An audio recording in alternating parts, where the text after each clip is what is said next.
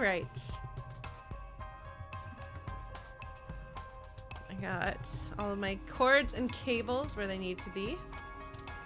I think everything's good.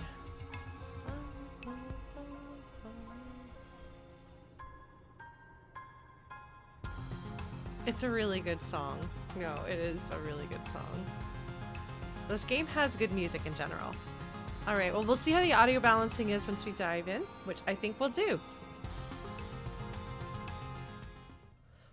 So I still have several, oh, we need more volume than that, for sure. I have several weeks worth of streams. I think 2 streams of this still to archive up on YouTube. So my apologies to everybody that I have not kept up with that. Look at how sparkly it is. Oh, it's so sparkly and shiny. And a bunch of people have things to say to me.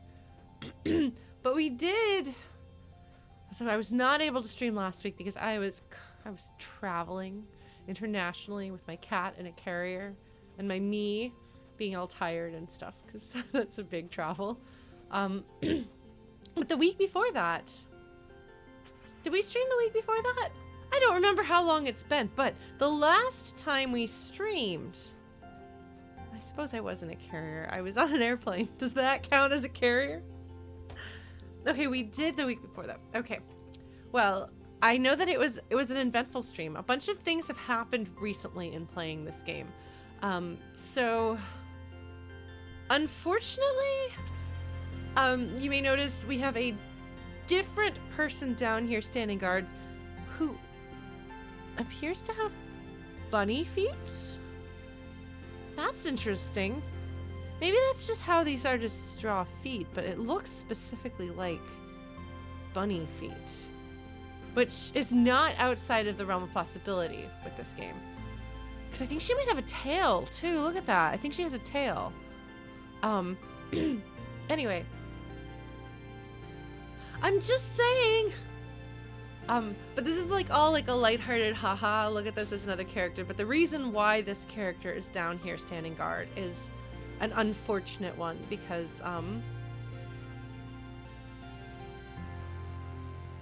our Uncle Tonin perished in an attack recently. And I'd kind of expected that he might his what's the word I'm looking for? I can't think of a nicer way of putting it, but his will to live seemed a little lower since the tragic loss of his daughter. And so I wasn't sure what was going to happen to him, but I felt that it seemed likely that something would happen. And those two things may be entirely unrelated, but it felt not telegraphed. There wasn't something predictable about it, but I thought it might happen. And it's interesting to contrast that with the loss of his daughter, because that was, when we lost Tammy, it was devastating. Look at me, I'm remembering character names. It was devastating, and it was wrong, and it was weird, and it felt like something wasn't right. But when Tonin died, it felt like a sad thing happening in a game on some level. I think perhaps, I mean, there's the obvious difference that one is a child, and you don't usually have child characters don't usually die like that. And he was an adult, and furthermore, he's an adult who has a dangerous job. And the game has already established that the stakes are really high. If he had died first, I think it would have been affecting.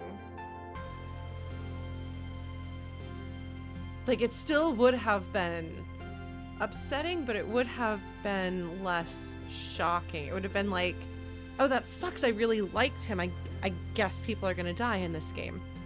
Whereas with Tammy, like, I don't think there's a character that they could have taken away that would have had the same effect. Because there's no guarantee who you'll have personally gotten attached to at that point. And she is far and above the most innocent, the most childlike of the children, and the one who takes the least risks. So she seems like she should be safe. But I keep coming back to, I feel like there was one of the flashbacky, flash-forwardy, time-streamy moments in the first section where it seems like a grown Tammy is talking to you, or an older Tammy. And if that's correct, and I'm not misremembering that or attributing that to the wrong character, that'd be really interesting way of establishing that perhaps some fates are changeable if we mess with the time stream or replay through things. But we'll find out. I hope it doesn't seem too callous for me to be kind of talking about those things from a narrative perspective rather than just being like emotional about them. But I guess on some level that's a little safer and easier for me to talk about right now, because I've been dealing with some degree of depression myself for a long time. And it's not to say that stories don't affect me, obviously, especially the death of Tammy. Like, I was crying. It was really beautifully done. But it's emotionally safer to talk about narrative. I can stand there. That's a comfortable place with the floor underneath me. Did we lose a third character last time? Oh no, you're right. The teacher. The engineer, the teacher. Oh, that one had slipped my mind because I think that happened shortly before the end of that stream.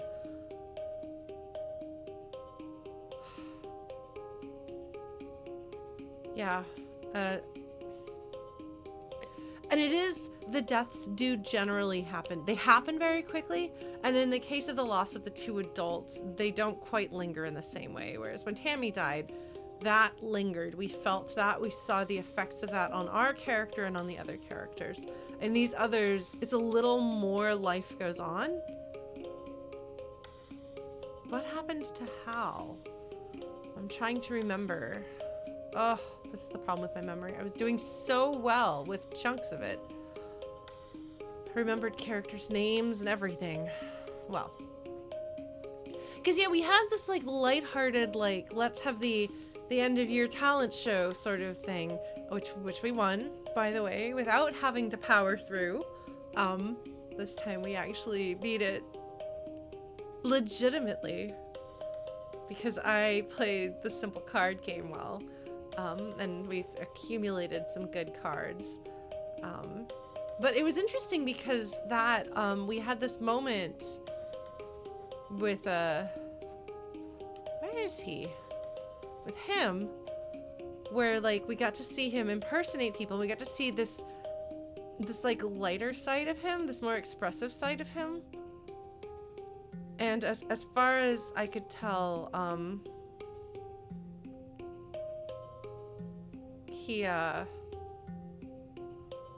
it seemed like he enjoyed getting the attention and he enjoyed being perceived in the context of doing his thing. But you get the feeling that he might not want to win, so he's perfectly satisfied that he did his thing. On the other hand, I stole a win from Bratty McBratface and I have no regrets. I'm gonna try to continue this streak as long as I can. So we had these interesting little character moments. Yeah. Okay, that's right. So there was a decontamination that was mentioned, and that's kind of a freaky thing. It makes you wonder what could have possibly gone wrong that would necessitate a decontamination. If it even is truly a decontamination and that's not something that they're doing as a cover story, which Solana might not doubt, because if you look, she's very obedient, but I am a little more skeptical. But yeah. Shall we talk to people? I think that we've recapped most of what's happened here. I did get a point in toughness, I think. Or maybe it was a point in bravery. I did a thing over here that gave me that. Because I came to the conclusion that maybe I'm not supposed to... No, I do have a point in bravery. I have...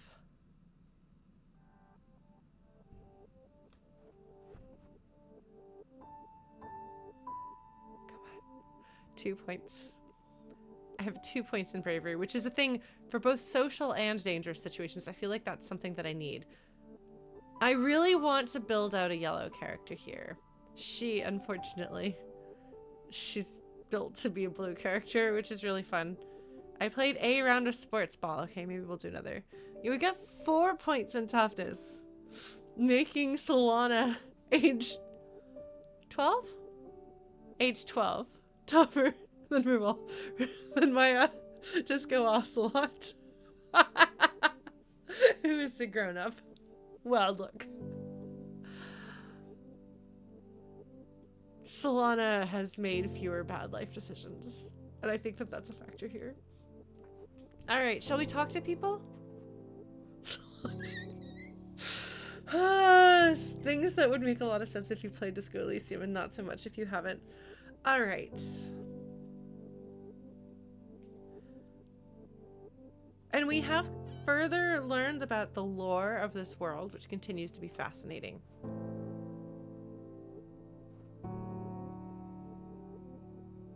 I guess it's not her birthday, but it's her 12th year. Or is it her 13th year? I don't remember. Look at all of my popularity points. I have 50, which is almost 50, which is not quite enough to buy like anything, but I think there's a hat in there that I want.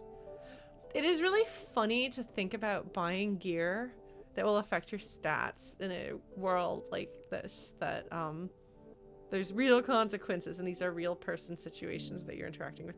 Well, let us talk to our friends, shall we? Tang, what's up? Tangent is storming around the quad in front of engineering, checking notes on her holopalm, gesturing and grunting in frustration. Ugh, this is the worst! So I can either say, what's the matter? Or, geez, hormonal much? Which, why would you say that? I don't know. Oh, thank you, RNG. Oh, I wonder which ones you're watching, if they're old VODs. The VODs actually go pretty far back. I think they might go all the way to Undertale if they're on Twitch. And they go all the way back to Earthbound on YouTube. Today is Earthbound's 30th birthday, so happy birthday to Earthbound, which is the reason why I started streaming, so we should all appreciate Earthbound making that happen. I put a little preview of a cover that I discovered that I have had sitting around for some period of time since 2016. So it's been a minute. But I'm going to try to wrap that up now that I remember that that's there. And it's much further along than I thought. I just have to finish writing lyrics and get some friends to record a few more parts. But that's fine. I could do that. Oh, Horizon Zero Dawn and Hades. That was an era of good games. I was playing some good games at that point. I was playing those two concurrently, and I was spoiled. If you haven't played those video games, I recommend them. They're really good. All right, so I'm gonna ask Tang what's the matter, because I'm not mean, so I'm not gonna pick the mean answers. They don't give you another answer. There's a nice answer and a mean answer. I can't possibly, she says, her voice cracking. She seems too upset to even explain it. Professor Hal, she tries again. Hal, he was helping me with this physics chapter, and now he's... She throws her hands in the air, virtual holopalm screens flying everywhere. I can't understand this without him. This is impossible, she chokes out. Why did he have to die? So here it is. She's putting it in the context again of something that is safer for her. Sorry, my camera was in the way of me seeing the screen. It is safer for her to talk about how she can't learn without him than to deal with how much it hurts she is the kind of student who would have a strong attachment on some level to her teachers. Like, she spends a lot of time with them. She was ahead in her classes. She was trying to be taken seriously as an adult, working with them as a peer instead of as a student. So I can either say I miss him too, I can give her a hug, or I can say we're all going to die eventually. Which is a logical answer to that question, but I don't know how else she would take that, and that does not feel like what Solana would say. So I don't think that she would do well with hugs. She doesn't seem like she would welcome hugs. So I'm gonna say I miss him too, which she might not like because she likes to be special, and she'll be like, you don't understand what it's like, even though we're friends. But, you know, we'll see. I miss him too. That feels like what Solana would say. Tange nods angrily. He was a good teacher, she says. He didn't deserve to die. I wish I could have done something to save him. You both go quiet for a few seconds. Eventually, Tange sighs. Well, we can't count on the adults to protect us, that's for sure, she says. We'll have to do it ourselves. Do I have enough points in engineering? I think I do. I think I can help her study. I think we're gonna do that. Thank you for subscribing, Blues, by the way. And thank you, I think Chrono subscribed earlier, so thank you as well. But I was muted then because I did not have, my microphone wasn't working.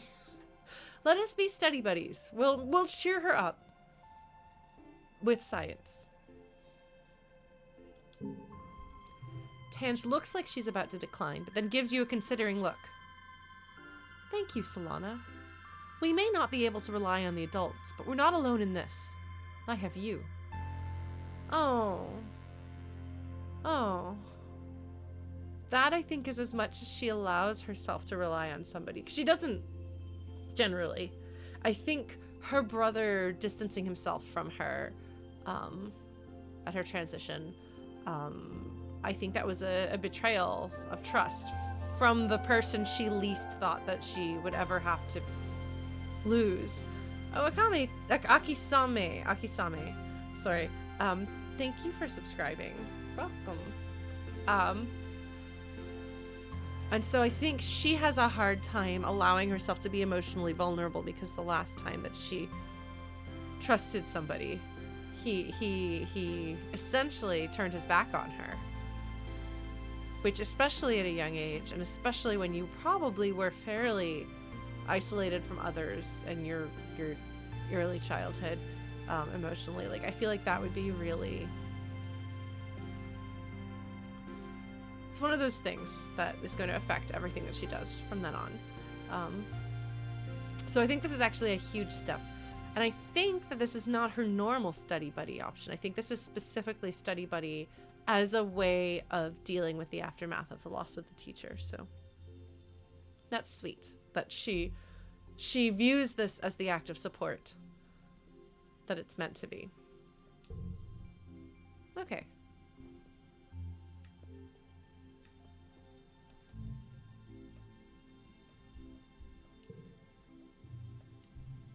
Here we go. Hold on.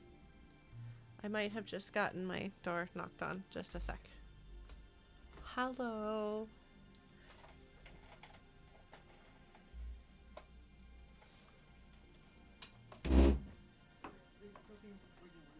Hi, Sophie. I'm sorry, baby girl. All right. Oh, baby.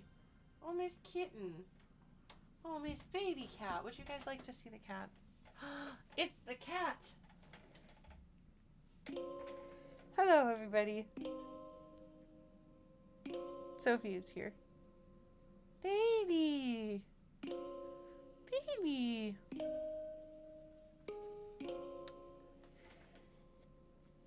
Sorry, it's a bit of a departure from the game. If you'll forgive me for a kitty interlude. Kitty, kitty, kitty. Kitty, kitty, kitty. Show them your beans. You've got cute beans. Oh, she says no. Okay. Okay, baby. Okay. Oh. All right. She might have needed attention. Oh, you gonna jump on the bed? That's okay. Oh, no, you're not. Miss Kitten. Oh, no. Come here. Come here. Beans.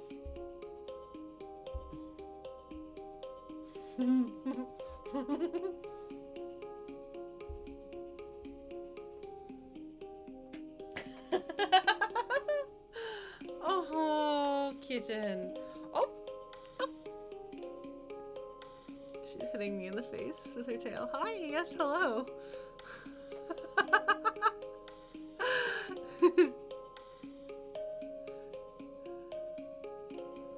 Sophie, what are you doing, baby? Sophie, do you want to sit on the desk? I can make. Hold on. I can make room for you, kitten. Do you want? Hold on. Oh, come on. Come on, Miss Kitten. Sophie, you can. Come on. Go on. Go on. Yes, little girl.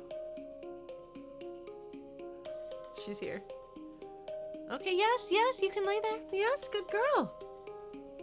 Oh, thank you, Blue Glass. Yeah, I'm really happy with the blue and the purple. Okay, Sophie is going to settle down on my messy, messy desk.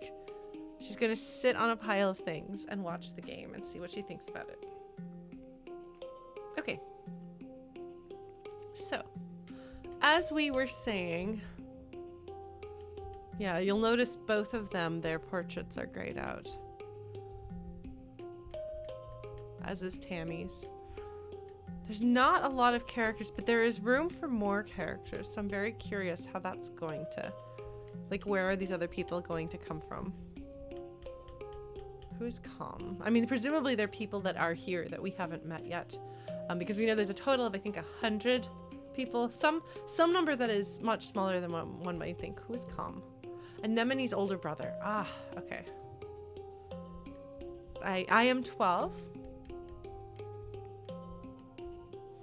So my relationship with Tange... Oh, look at that. It's over 50. I should probably work on building a friendship with somebody else too, though.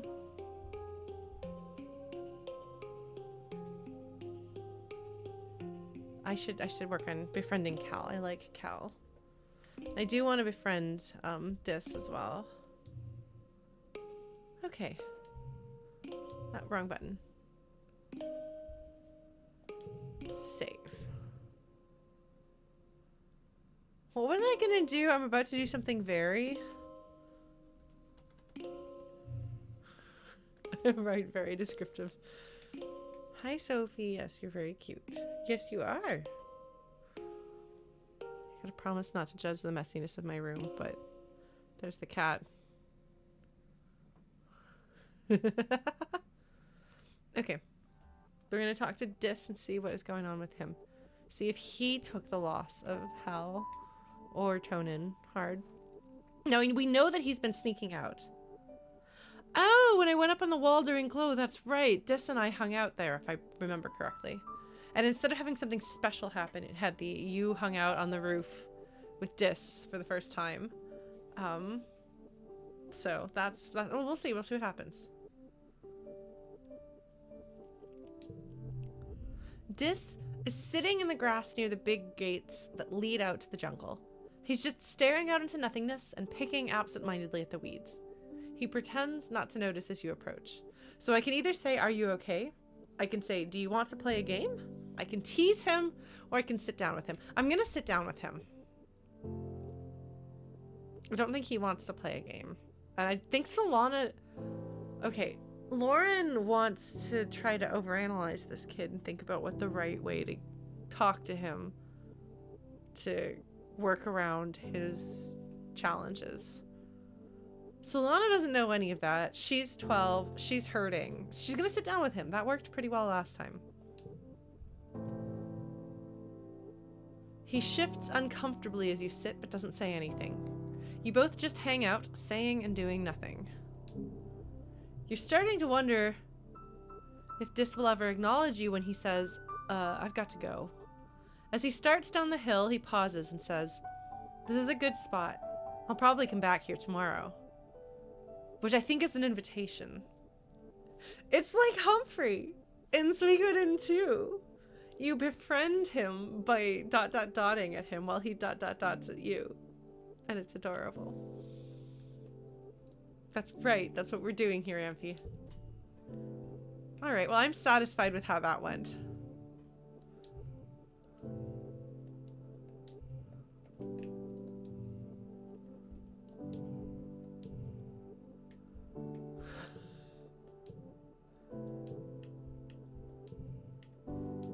Okay, we're gonna go with that.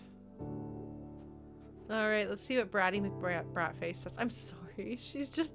I know there's got to be more to her than that. I know there's probably some insecurity in there, but...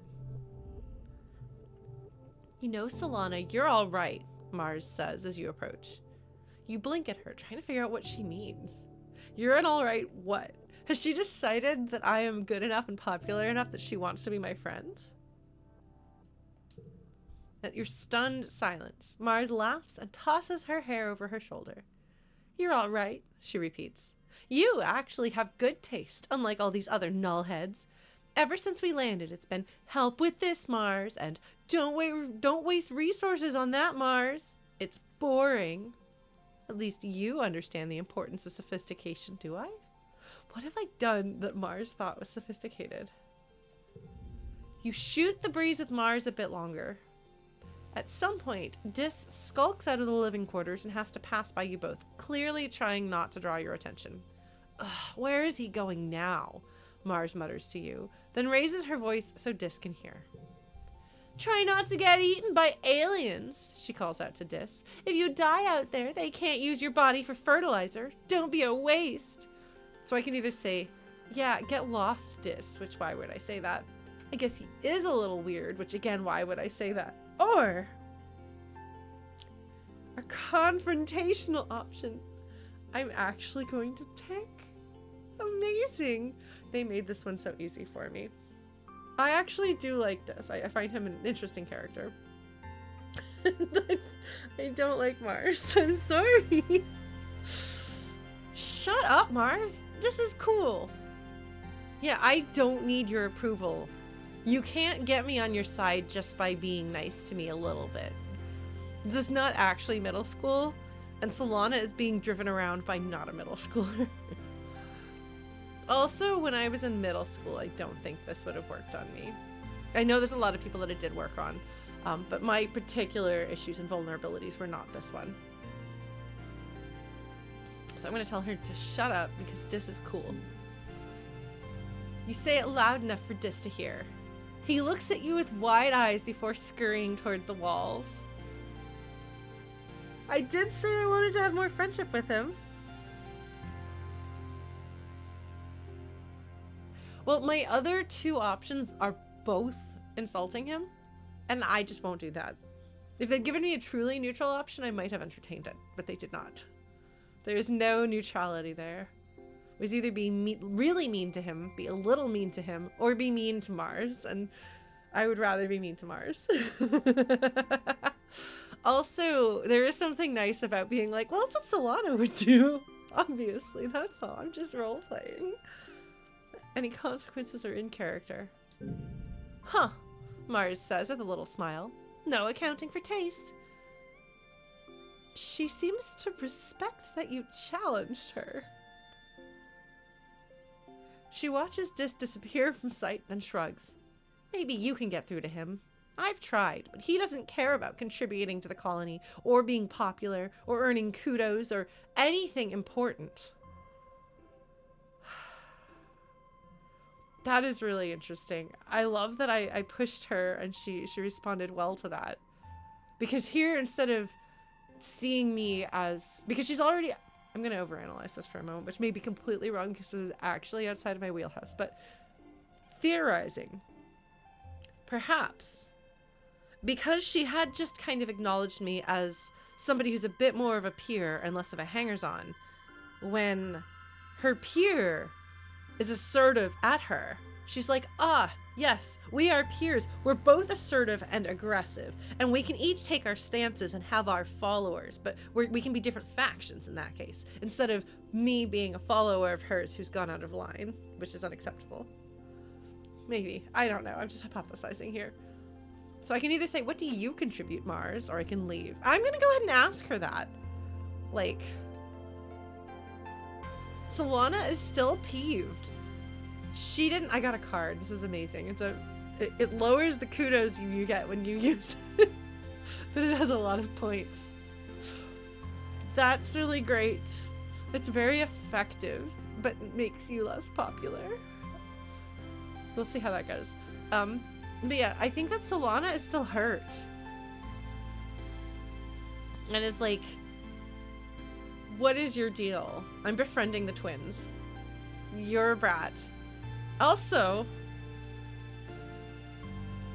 she just, like, stands around.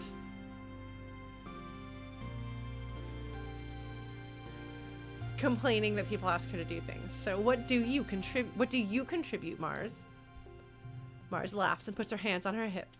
I contribute plenty, and you know it, Solana. People need someone to tell them what to do, don't they? She didn't even take that as an insult.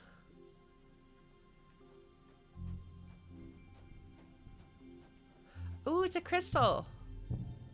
Who do I give crystals to? Hi, Cal.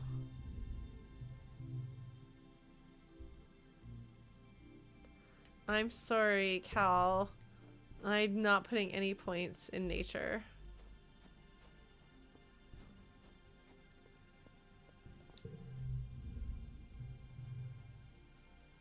You approach Anemone just as she's about to bite into a sandwich the size of her head. Mom says I'm about to hit my growth spurt, she says, chewing with her mouth open. She says I got a hollow leg, which I guess means Anemone's probably going to be enormously tall. Did that alter my view on Mars? Honestly, not really. Like I said, I don't think that her response to me pushing back is a shocking new direction for her. It feels consistent. If anything, it gives me a greater appreciation for the writers of this game. So I've been reading a bunch of fanfic because I wasn't feeling great over the weekend, and there's the fanfic that we read that's like our comfort read, and I have usually pretty high standards for writing quality when I read a fanfic, but there are a few like of my comfort read areas that I'm willing to compromise more with that. And something can be interesting and entertaining, but the characters have like 2 personality attributes, and rather than stopping and thinking, why is this character like this, and where did this character's 2 personality attributes come from? Those are like the only attributes that we get over and over again. They say the lines of dialogue that they say in the original, they talk the way that they do in the original, but there's not this like deeper, more rounded understanding. And I think part of that is I think the person whose stories I was reading mostly this weekend I think was pretty young. And I think you get a slightly better understanding of looking below the surface of people as you get older and get more experience with them. Or maybe that's just me because I obsessively observe people, and I feel like my understanding of people continues to get better and better as I get more life experience trying to read them, interpreting them, cataloging their responses to things, and so on and so forth. But so there's a more superficial understanding of a character. And if Mars was written with a more superficial understanding of her character, then it would just be that she's bratty and she tells people what to do and she thinks she's more important than you. But I do think that she has the world kind of broken out into people who matter and people who don't. And you have categorized, like you are kind of becoming in a category that she treats differently. Still within the same framework of how she views and interacts with the world. Do you mean like, do I like her? I think she's interesting as a character. I don't like her as a person, if that makes sense. Mars is not somebody I would be friends with, and I'm going to continue probably to roll my eyes and trash talk ineffectively at her, both in and out of character. But I don't think she's a bad person. Like, I don't think she is. I think she's like petty, but she's not a bad person. And she's interesting. She's an interesting addition because everybody else they've tried to make likable. Cal is sweet and sympathetic. Like, your mom is tough and a little acerbic, but likable. Your dad is adorable and lovable. They almost try to make him unlikable, but there's enough of his vulnerability apparent that he's not wholly unlikable, you know? Like, Dis feels very much like if you just crack through the shell there's somebody really good that you can pull out. Anemone seems boring, but I think that's because I'm just not engaging with her. But she's sweet and likable and fun. Tange is probably the other most unlikable character because she tends to be very likely to put other people down. She has a superiority complex, which is not very likable. But she's not super nasty about it. So I would say that Tange and Mars are probably best matched as the least likable characters, but I think that my bias is showing because I have had a number of friends in real life since childhood who were, well, I might be a weirdo, I might be an outcast, I might be unpopular, I might not say or do the right things socially, but I'm smarter than everyone else. I had a best friend growing up who could tell you the number of points that her IQ was away from a genius IQ. So I have a much higher tolerance for that kind of person, and I know about their squishy inner middle. Whereas the popular girl, mean girl archetype, I've just never been friends with. That's just not... I'm sure they also have squishy middles, but I don't know their squishy middles. I haven't spent decades of my life excavating the squishy middle of people like Mars. So my gut reaction is to be like, oh, well, Mars is clearly so much more unlikable than Tange. I don't actually think that's true. I think the two of them are actually the two bitchy children. But I think that Tange has an advantage with me as the player. Does that make sense? I don't know. But I do like her. Like, as much as I roll my eyes as adult Lauren whenever Tange gets like that, because I don't stand for people bad-mouthing people about their own intelligence like that, or bad-mouthing other people to elevate their own sense of self-importance. I would object to that if that happened. That was the thing I was more tolerant of as a kid.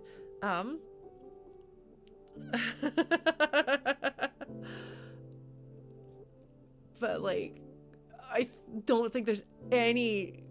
In hindsight, there's no surprise whatsoever that I immediately was like, Tange is obviously going to be my best friend. That is definitely one of my types of people. Question mark. One of my types of girls? Question mark. Look, it gets complicated when you go back far enough. Anyway. I think I have to pick what I'm going to do next. Let's talk to a grown-up and see if any of the grown-ups have anything to say. Mom says, your dad used to joke that your mom got her prosthetic leg so she could run faster than everyone else before you had gene tech. So there's a limit of when you can get gene tech, or when we got gene tech. You don't think that's true. You guess she lost it in some kind of fight. She barely ever talks about it. Except for days like today, when she's stumbling around like one leg is shorter than the other. Stupid thing, she grumbles. When am I gonna have time to get this damn thing fitted right? Oh man. Yeah, I do not have points in paperwork, Mom. Sorry.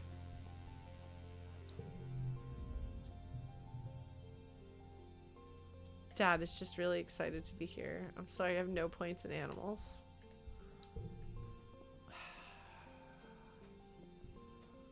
Hello. You step cautiously through the colony gates. Solana, how's it going, little sis? Chief Surveyor Utopia steps casually out to bar your way while making it look accidental. She doesn't want the kids to think she's uncool after all. Whoa there! I don't know if you're ready to head out there and join the surveyors just yet. Why don't you skedaddle and stick to sportsball inside the walls for now? She rubs her knuckles into your scalp and sends you out on your way.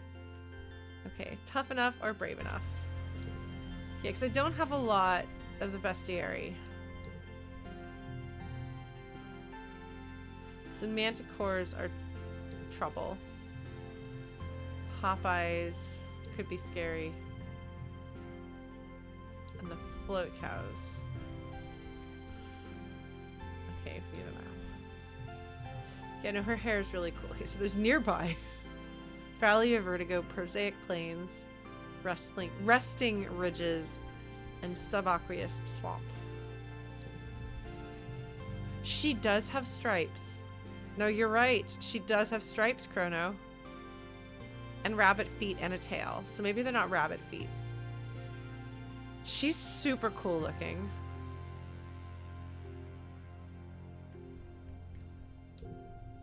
And pointed ears. Yes, but we noticed the pointed ears. A bunch of characters have pointed ears. All right.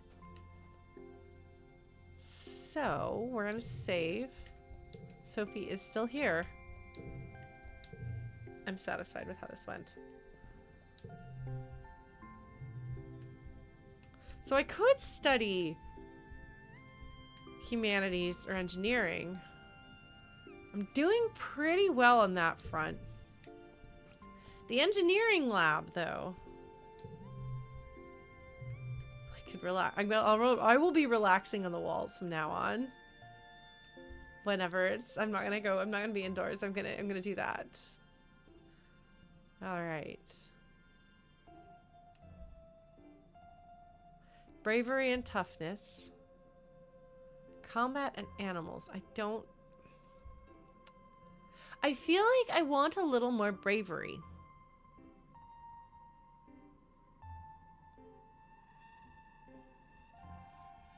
I feel like in order to be confident and capable of talking my way through things, I need to be braver. I don't really care about sportsball. On the other hand, I'm really uncomfortable that they're going to try to tell me that, like, the engineering things are off limits. I don't like that. What happened in engineering? Also, Tange is really sad. So if I study engineering with Tange, right now, this time after the loss of our teacher, I think this is the appropriate time to do this. Solana is like, you know, I should probably do a little more sports ball, but we can't trust the adults to take care of us. And something they're not telling us happened with engineering and the labs. I need to know science well enough to tell when they're lying to me and to know what the truth is. And Tange could use the moral support, the emotional support. Even though she'd never admit it, I bet she'll be glad that I'm going to be in there studying this with her. So that's my in-character reason why I'm choosing to study engineering instead of being like, fine, I suppose I should study engineering to balance out my humanities, which is what I usually do. All right. Let us study some engineering. I love that I feel like my Solana has a personality. I'm really curious to see what happens with other playthroughs. It's like I'm practicing role-playing in a game like this, as opposed to role-playing in the situations I usually choose. Like tabletop environments, which I haven't done in a long time. Okay, let us study engineering. Not like I need points in engineering, but yeah, I'm going to do that. Going to make Tangent happy. Well, less sad. Study engineering. The colony is still reeling from Professor Hal's death. I chose correctly. You're not sure who to expect when you go to class today. It's going to be interesting. Let's see what happens. Oh! You take your seat in the classroom. Chief Engineer Instance is chatting near the front with Tangent, but as the class fills up, Tange returns to her seat, and Instance fires up Congruence's holo projection. All right, listen up, Instance says. Congruence is expensive as hell to run in interactive mode, but she'll have to do as your teacher for now. I'm far too busy to be teaching children. That's interesting. Today, Congruence teaches you about machine learning and the development of artificial intelligences. Congruence has been a part of your life for as long as you can remember. It's hard to imagine a time when people didn't have access to such a powerful, all-knowing intelligence. How did people used to learn anything? Yeah, this is good. We're getting to know new characters. She has such an expressive portrait. Like, there's a lot of personality in her body language and her facial expression. The art is so good. All right. Oh.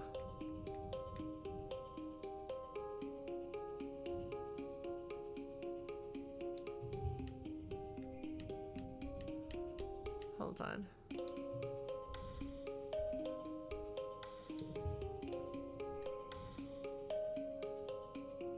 Two duplicates when drawn? Oh, that's what it means. Okay, hold on.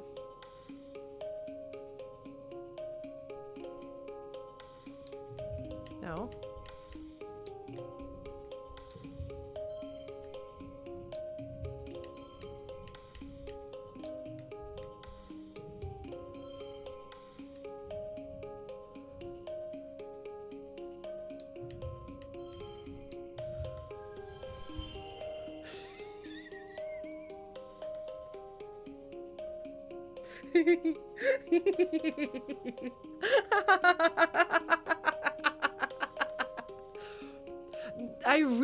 I have to say, I really appreciate how the gameplay reinforces, like, when I think it'll be a little less hard now that I've done a few more things that have the social, like, I've acquired a few more social skills, and a few more social cards, but especially early on, whenever I would do the humanities, it felt like I had to, like, kind of work at it to figure out how am I gonna hit the how am I gonna hit the goal for this. Sorry, I'm scooting this camera out of the way because it's a little bit in the way.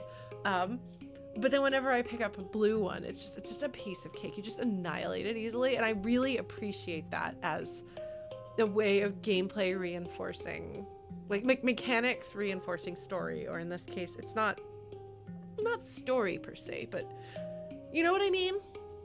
Mechanics reinforcing non-mechanical elements. Anyway, we're gonna win. I think I got the super goal. I think I got the super goal. Little bitty bit.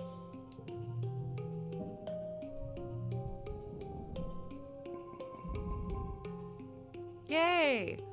4 points in engineering. Oh, I'm good at engineering. I'm good at reasoning. I got extra kudos. I got stress. That's fine. I knew that. And I got... Yeah, take that. Did so good. Oh!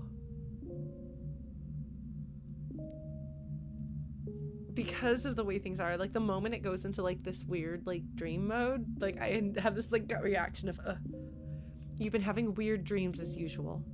They seem to get worse around glow. You wake from a dream that has tears drying on your face, though you can't remember why, just that you were terrified. Whatever it was, it felt real enough that for a moment you just lie in bed with your eyes closed and try to calm your breathing. You blearily rub your eyes and... Surprise! Oh, it's your birthday! Your dad leaps onto your bed and gives you a big cuddle. Happy birthday, little tomato head! 12 years old. Wow, can you believe it? Why am I tomato head? Why am I a tomato head? My hair's not tomato colored, I don't think. Maybe they have blue tomatoes. 12 years old. Oh, it's so adorable. Like, the dad is super cute. Also, I do appreciate the way that they defy modern gender expectations by having the dad be the one who's more nurturing, even if he's, like, in a fun, playful sort of way. And your dad or your mom is the more, like, stoic one. That's cute. No, your mom answers for you, laughing as she hands you your presents. It was just yesterday Antecedent was showing me how to change your diaper. Because it's your birthday, your parents have brought in food from the canteen so you can all eat together on your bed. As you stuff your face with savory tofu chunks, you open your presents. Which one is your favorite? A bouquet of exotic flowers from your mom. A stuffed xenofauna from your dad. Oh my god, that's creepy looking. Or a photophonor from your best friend.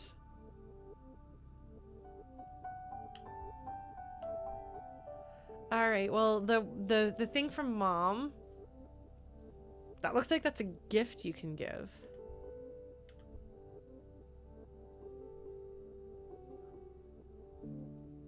I like the idea of friendship.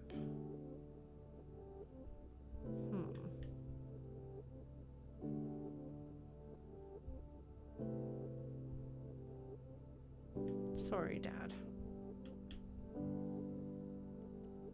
The flower is really pretty and it would make the mom really happy. And I think I honestly,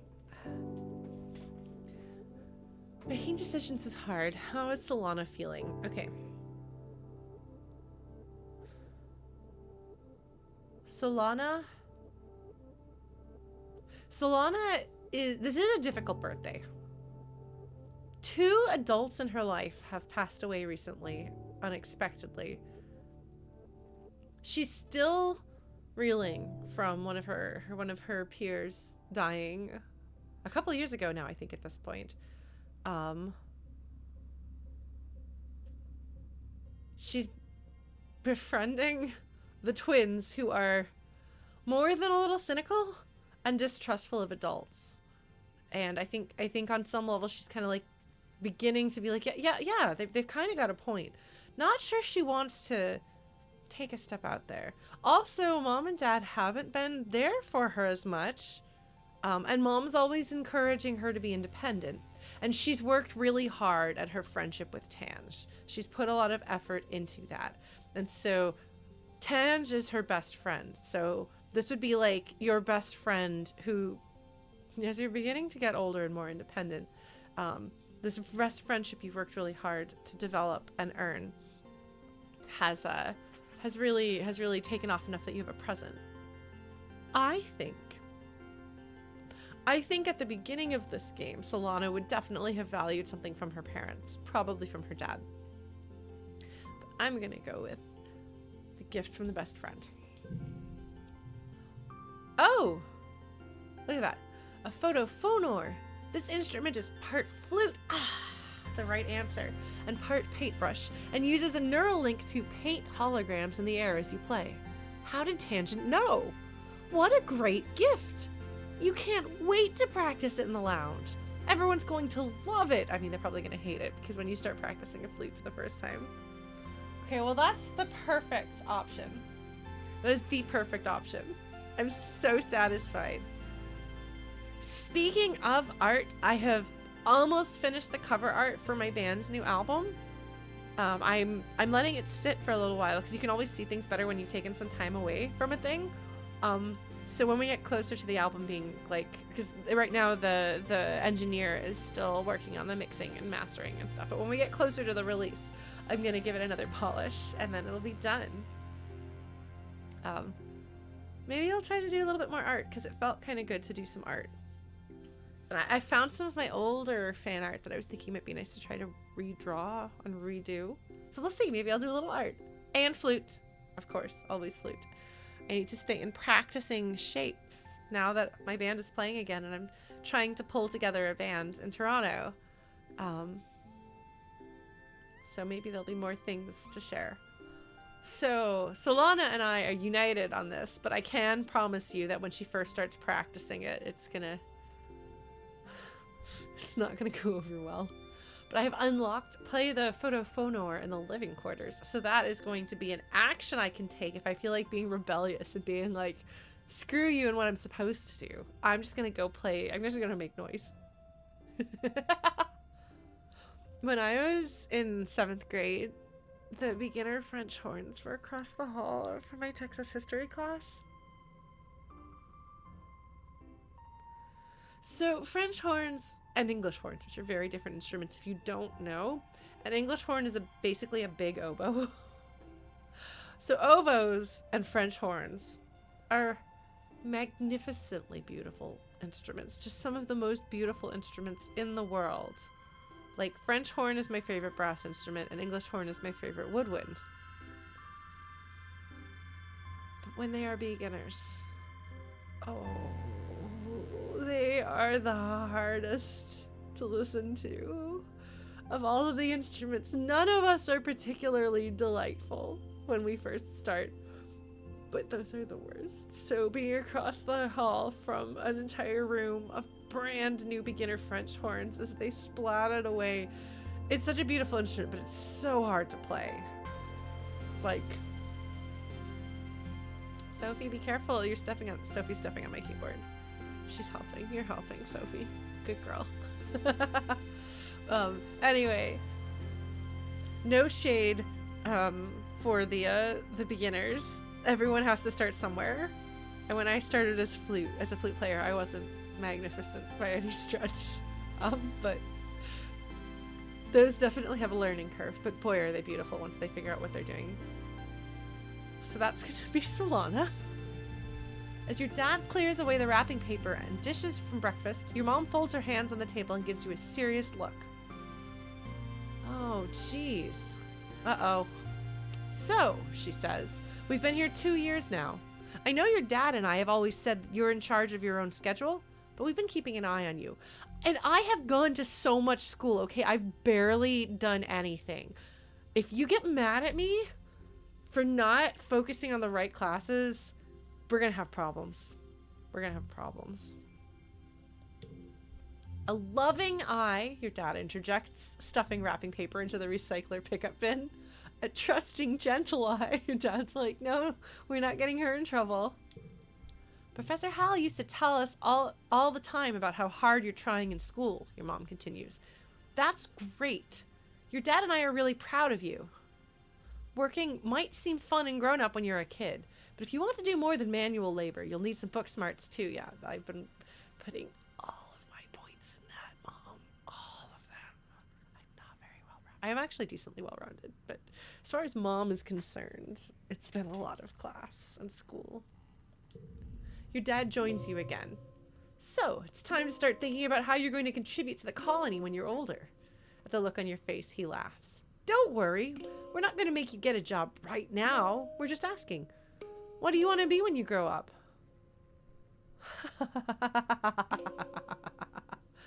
I could say a farmer like you two. A teacher like Professor Hal.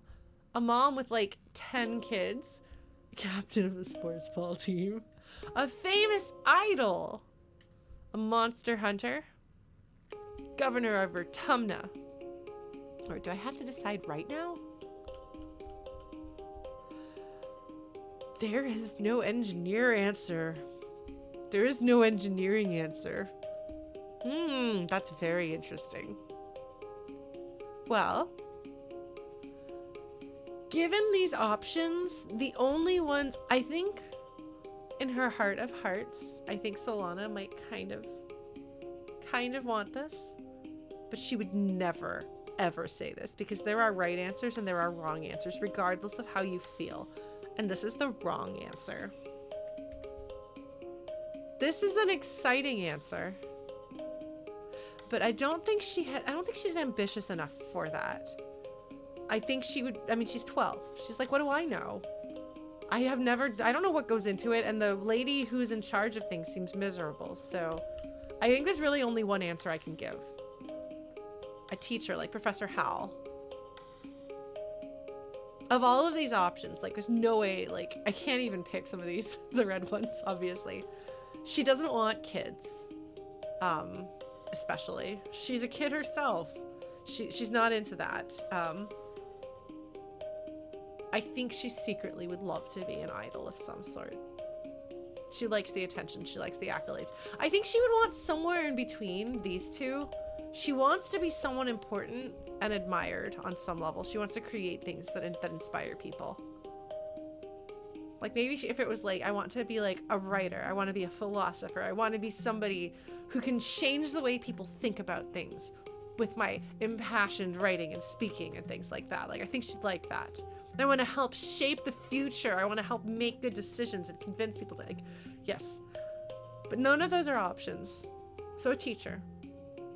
I think that's the one that makes the most sense. So we're going to go with that. Also, Professor Hal just passed. So I think that's something that it's clear that they need because they don't have one. So they're using the computer. And also, well, I want to honor Hal.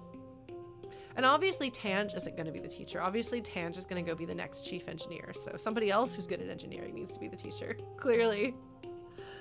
Plus, I'm multi I'm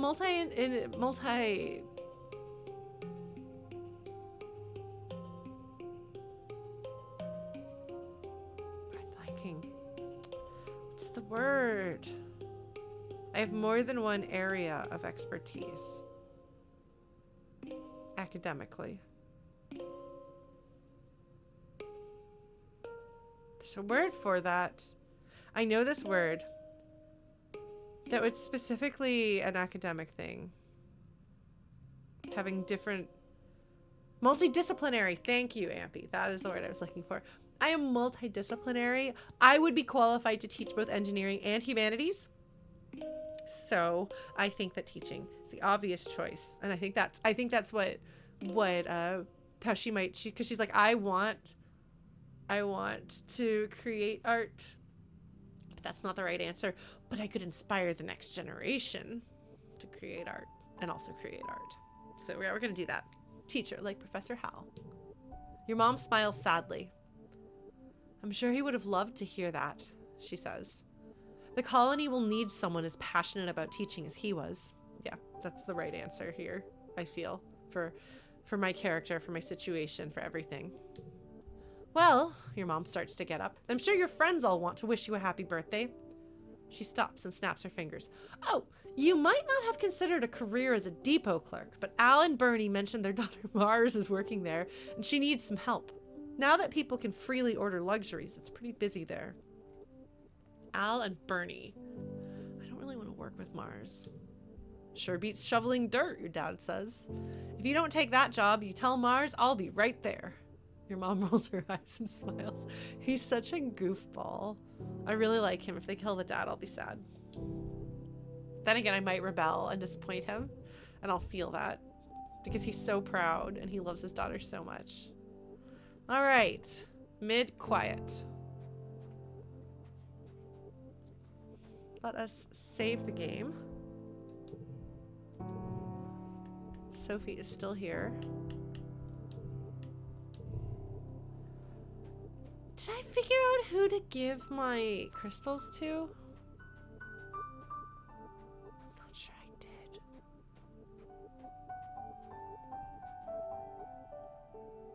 Yes, Mars does actually seem like she's doing something. Ah. Tange is very seriously considering a large piece of paper. Oh, I've done this one! One of the lab assistants told me that it is impossible to fold a piece of paper in half more than 7 times, she says. This is a myth. You can actually fold a piece of paper in half 12 times. Tange frowns.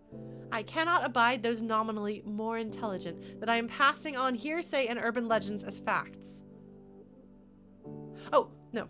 I cannot abide those nominally more intelligent than I am, passing on hearsay and urban legends as facts. It is the duty of all scientists to question what is held up as truth. That is fair. Yeah, no, the art is gorgeous in this game. I don't know if it's pixelated, but it's really beautiful. I could give her a crystal cluster. Does she like those? I just saved. So let's see. Okay, no, she doesn't like that.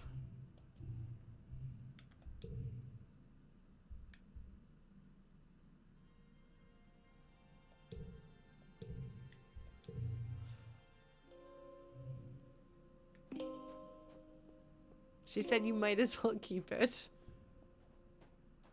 So it's the you gave a thing. Cal. The sound of hammering rings through the garden, and you find Cal helping your mom to build a row of raised garden beds. Turns out some of the earth plants don't grow so great here, so we're gonna see if this helps, he says, taking a break to rub his face.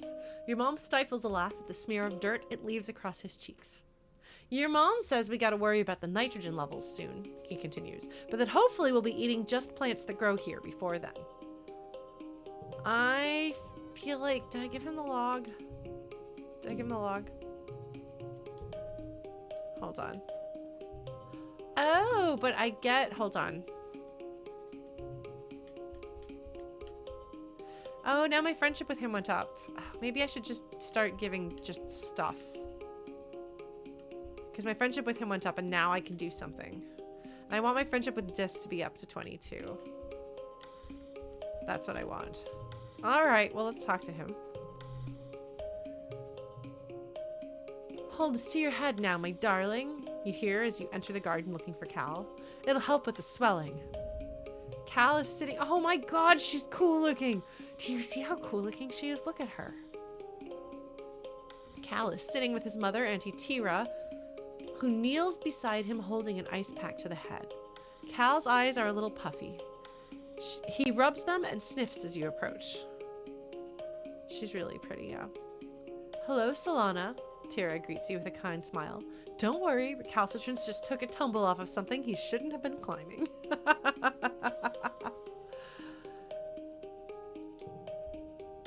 Mom, Cal complains. It wasn't that bad, so I can either say, are you gonna be okay? Or, yeah, that sounds like something he'd do. I'm gonna say, are you gonna be okay? I'm okay, Cal reassures. I just bonked my head a little. Mom always knows how to make it better, he says with a boyish smile, even if I'm old enough to take care of myself. My brave boy, Tira says, stroking his hair. Thanks for humoring me. She looks over to you. Don't let him show off for you, Solana. Ground-based feats of bravery only for the rest of the day. Cal whines and wrinkles his nose. Tira laughs and wraps him in a big motherly hug, rocking him back and forth. Despite his protests, Cal's eyes close in happiness. He really loves his mom. That is sweet. Cal's strength. Oh, I've actually got a red card. What am I going to do with that? So this means that, so I'm meeting the next round of characters, which is a good decision, actually. So by this point, I've kind of gotten to know, because you start off with the kids, and you get to know a few more of the grown-ups. So Auntie Tira, Cal's mom, a life support engineer. She, her. Gosh, she's cool looking.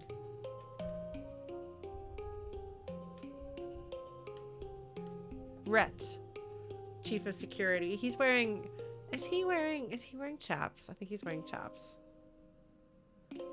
A gruff man who new recruits are frightened by. He takes the colony's safety very seriously.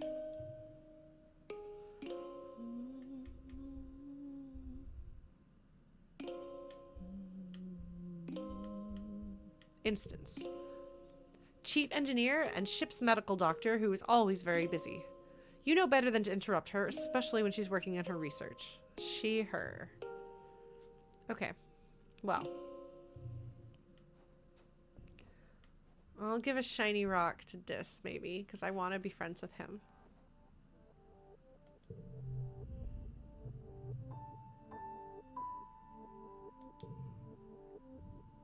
Oh, I have another mushwood log.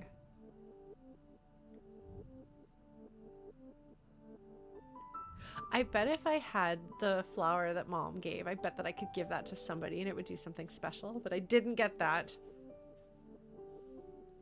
It's a gift that you can give. I think I'm gonna give you the crystal cluster and you're not gonna appreciate it. I'm gonna give you some rocks and you're gonna be like, meh. Rocks are cool, buddy. It's not my fault if you don't appreciate them. Just does not know what to do with them. But that's okay. I'm gonna slowly tick away at my friendship with Dis.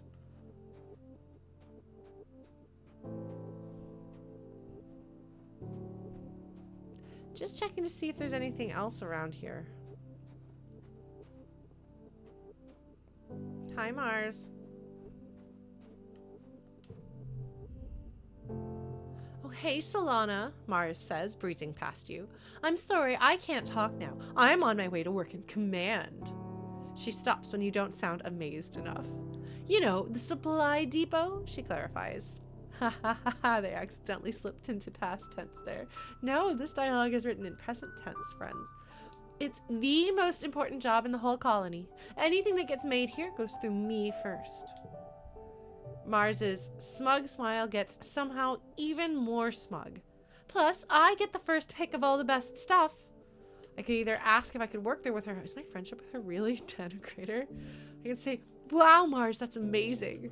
I can go straight to Seek and ask for a job, or I can ignore her.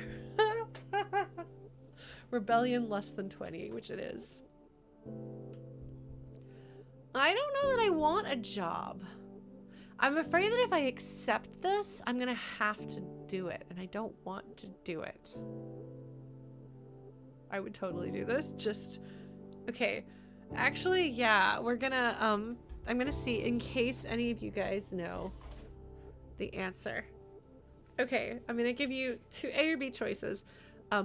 If I get this as a job, does that mean that I am obligated to put time into doing that, or does it just unlock that option?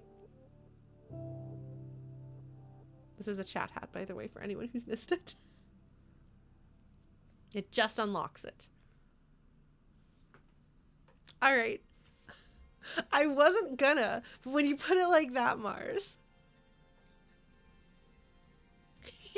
We're gonna pick this answer. And I think it's hilarious.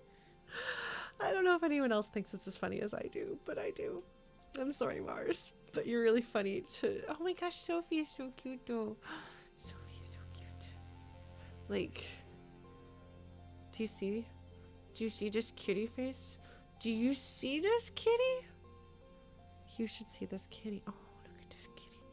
This is a kitty. Isn't she a good baby? Aren't you impressed with the cuteness of my cat? Alright. I'm gonna go straight to Seek and ask for a job. Sorry, Mars. You haven't impressed me. If Mars has something you wanted to know, I think I'm gonna accidentally set myself up as Mars's rival. Administrator Seek stares at you for a long time. Yes, they say finally. Ah, okay, they, them pronouns. You're a proper rule-abiding child. Perhaps you can keep an eye on that, Mars. They walk away, clicking their tongue and muttering, that girl, honestly.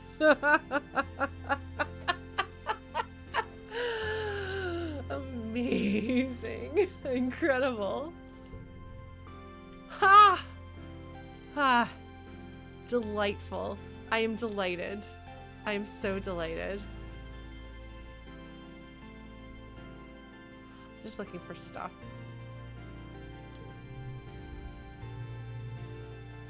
Ah, she can't make a snowman. Alright. So it is time for me to do a thing. No, I have not been to the creche yet.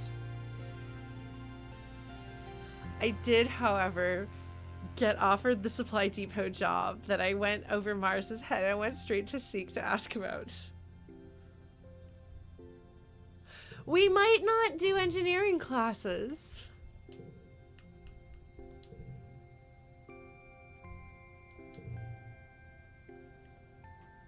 All right. Yeah, because I do want to try to get tougher, but I don't like... I need to work on my bravery.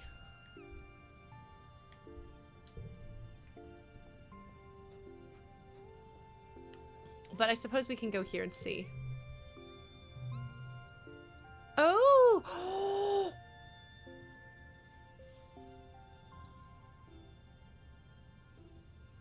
My bravery goes up when I pick that.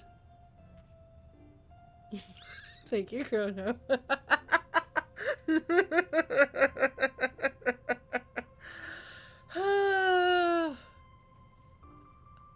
Look at all that. Oh, I think I have to do it.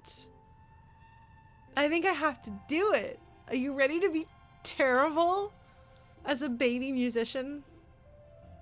This is normal, by the way. If you are starting music, especially if it is an instrument that you have to produce the sound in some way yourself rather than something like a piano where you press the key and the note comes out.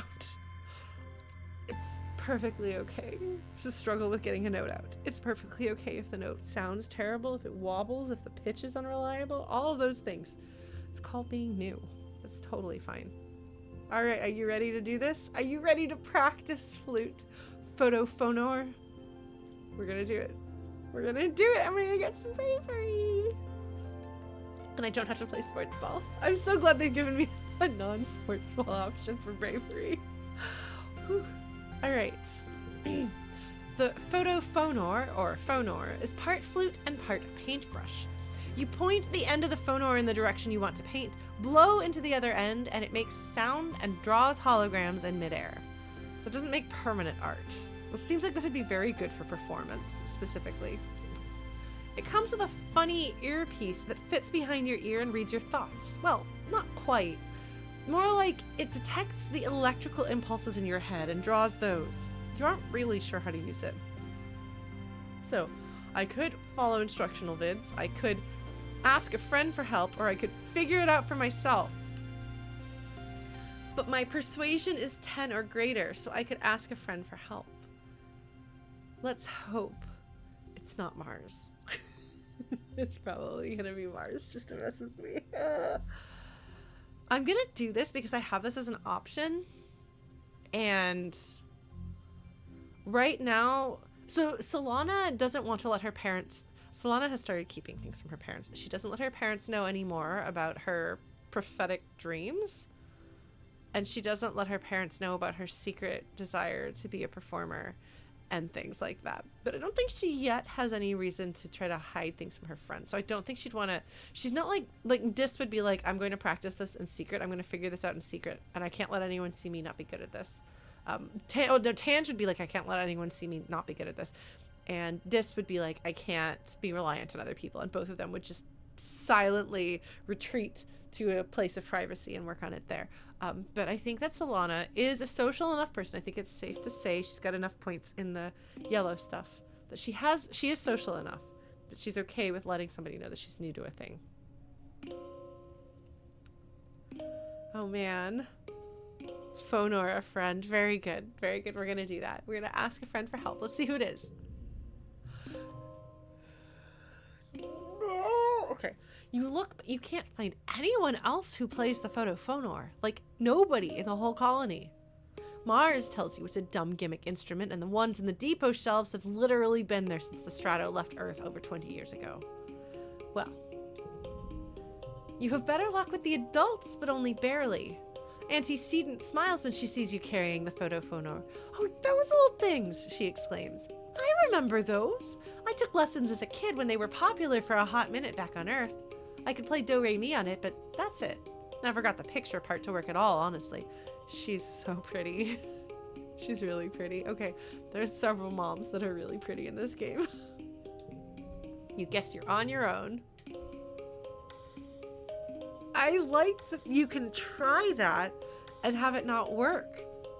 Like, I wonder whether that's something that is like an RNG thing where sometimes there's a person in the colony who's done it. But I'm going to figure it out for myself then. I wouldn't give up. I'm not going to give up. I can't follow instructional vids because I'm not organized enough. But I'll figure it out for myself. Just see how this goes. It might be disastrous. I might give myself a migraine. You sit down and experiment with it. Oh, I got a point in creativity. The photophonor is different for every person, so figuring out how to play it is a personal experience. You let your instincts guide you. You wish it was as simple as thinking tree and it paints a tree, or even blue and it paints blue. No, for you it's more like, well, if you think about food, it paints lots of round bubble shapes. And if you think about something that makes you angry, it draws orange squiggles. Mostly your phonor pictures have a lot of purple lines that dance around. You guess that's your personal style. Okay, actually, once you stop worrying about being good and just thinking about how it feels, it actually starts to feel fun. Oh, it lowers stress. Oh, nice. Okay. Card becomes social. neighbors to this value.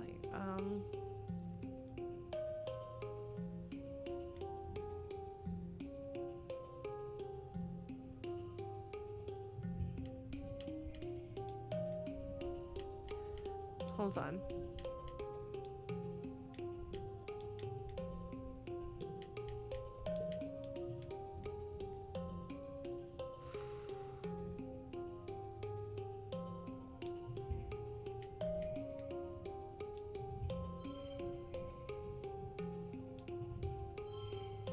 Hold on. Okay, there we go.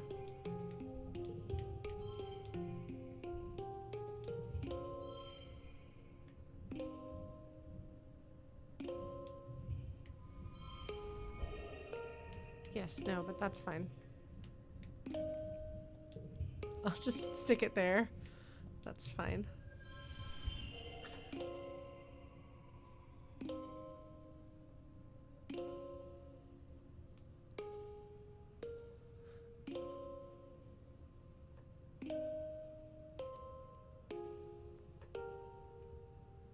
Anyway, sorry. I feel pleased with myself. Am I allowed to feel pleased with myself like this?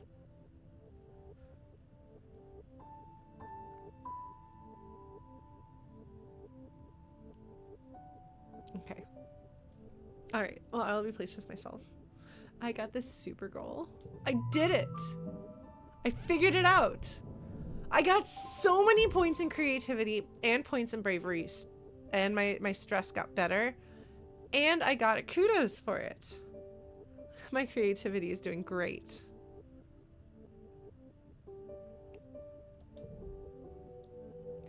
I'm doing so good. Okay. Yeah, my creativity is 44. Oh, right. You get a perk if things get high enough.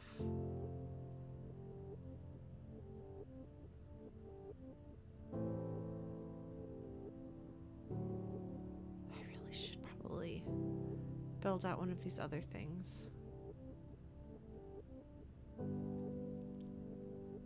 I'm gonna play that a lot now, but I do really like the lore.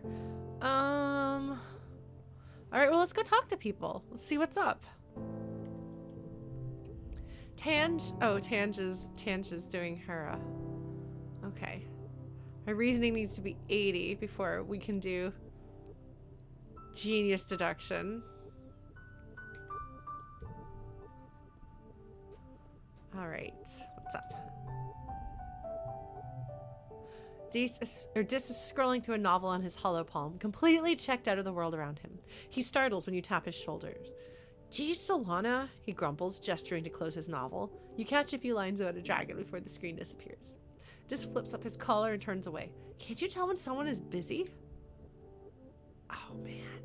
I'm going to do that once I've got enough points in bravery. I'm a little far away from that now, but it could happen.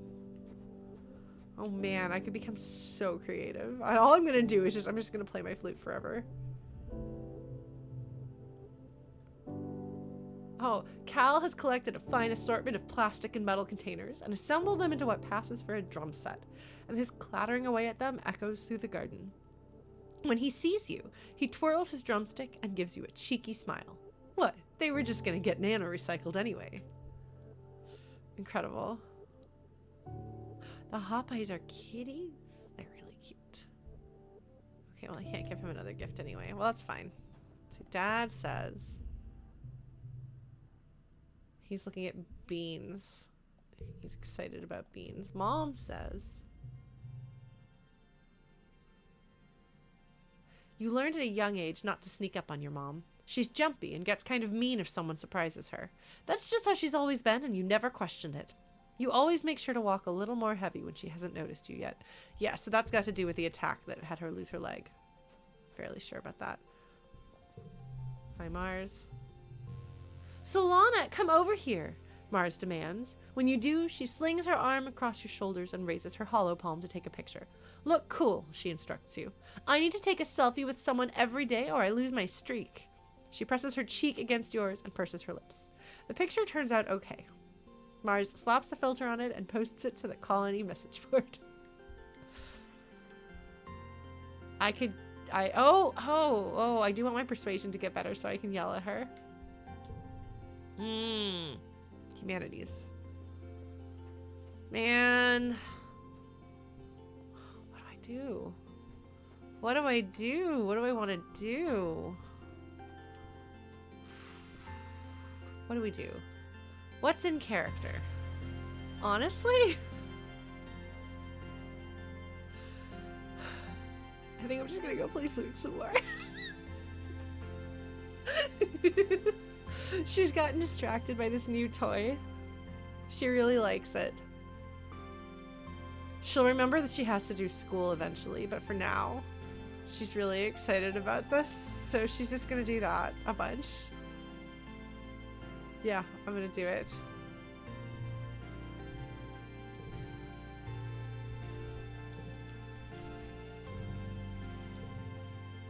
Alright, more flute. We're gonna practice photophonor. Oh, last time I thought I got less stressed. But this thinks that I'm gonna get more stressed. Well, whatever, it's fine. It's fine. You've been practicing the photophono by watching tutorial videos and copying what you hear, but that's just one part of learning how to make music. It's time to write your own music, is it? That's a completely different skill. Well, that's fine. What kind of style should you use for your compositional debut? Okay, something peppy and fun, something slow and thoughtful, or something angry and spicy? I'm sorry, I think Solana is going to be slow and thoughtful. I would do something dramatic, but thoughtful feels like Solana's. I think that's her. She's excited about the music, but she wants to do something meaningful with her art.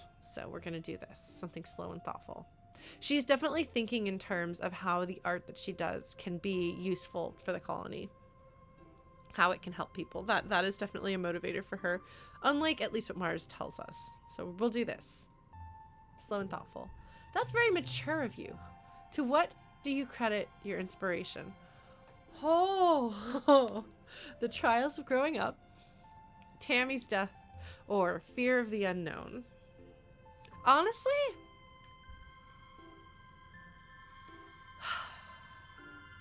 I think that Solana would have been a more happy-go-lucky kid if not for the loss of Tammy very early on. Like, that is without a doubt one of the most formative experiences of her life. So fear of the unknown is definitely there, but she would never say that out loud. The trials of growing up, I don't think at the moment she has any illusions that I don't think she is of the, my life is so hard and you just don't understand it. I think Tammy's death, I don't know if she's like saying this is dedicated to Tammy, or if this is kind of like I'm saying this is what's influencing her, but I'm gonna go with this. Tammy's death. There's not going to be a dry eye in the house when you unveil this one. You sit down to compose your great work. You have a rudimentary grasp on notation, preferring a more instinctive, spiritual approach to music. But slowly, something begins to come together. Composing a song. Eventually, you have something you're actually really proud of. You worked hard, and it's a genuinely good piece of music and holographic performance. Everyone who sees your performance agrees. You've done great work. This will probably go down in colony history as one of the first original pieces of art to have been made on Vertumna. That's actually really cool. That's really cool. It's a little early for that. Oh, look, this is locked. Okay. Well, that's fine. That's fine.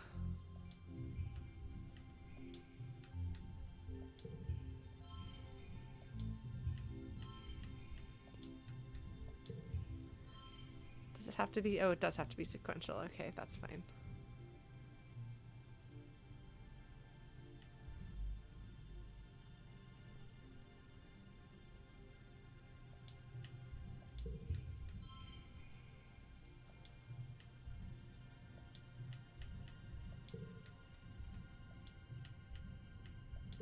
Hold on, we're gonna try this.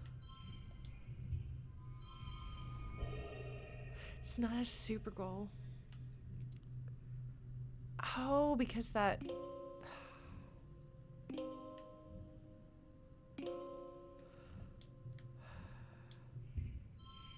Hold on, no, there's gotta be a way to do this. There's gotta be a way to do this. This one's locked.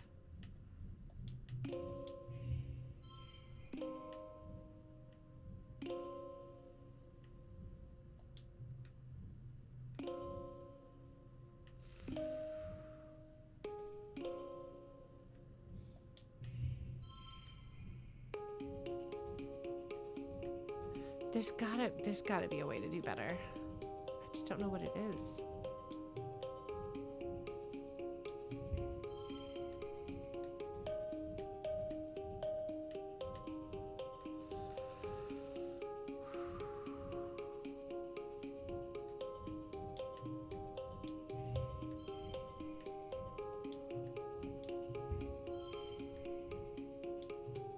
I don't think I'm gonna be able to.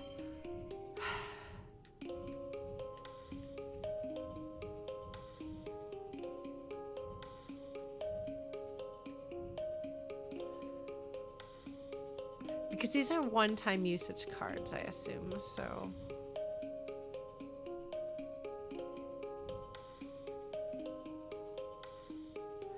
'Cause I could do...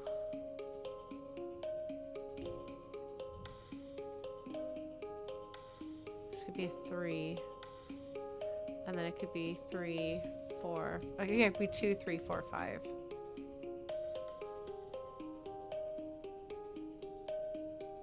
I don't know that it matters enough.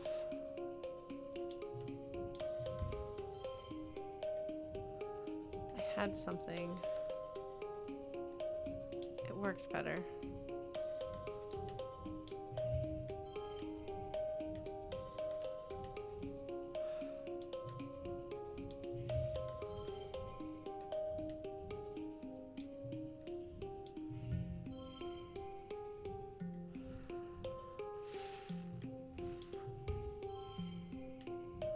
Okay.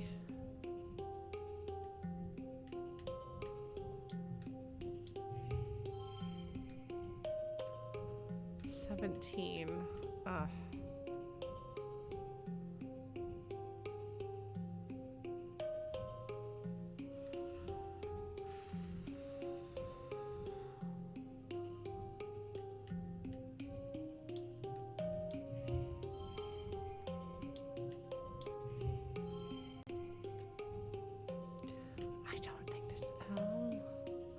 There's gotta be something I can do.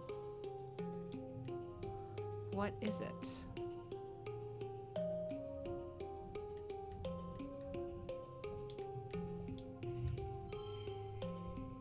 Yeah, that doesn't do it.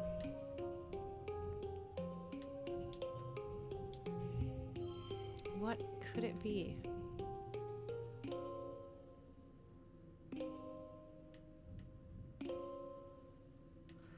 Yeah, maybe I'm just gonna have to accept not being extraordinary all the time.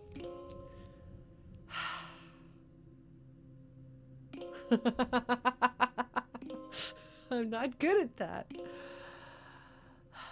That's fine. Yeah, that 0 locked in, really. That is the worst place for that 0. Or that's the worst card to have there. But that's fine. It's fine. There may be a way to do better than this, but I haven't figured it out, so.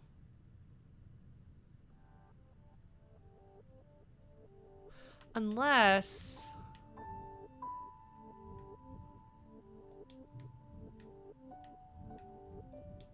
No, I can't unplay a card. I can't have... Yeah. I guess we're just gonna win normally. I got some stress, I got some bravery, and oh, I did okay, actually. I did great. She did so well. All right, hold on, I want to see. How high is my creativity now? All right. I want to get get better at persuasion. I will eventually have points in bravery. Oops.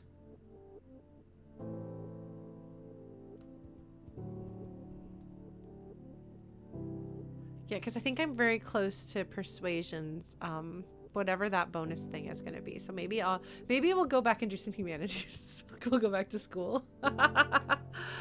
All right. Let us save. No, we're going to save over Sophia's here because that's my save for today. All right. Oh, it gives organization, I think.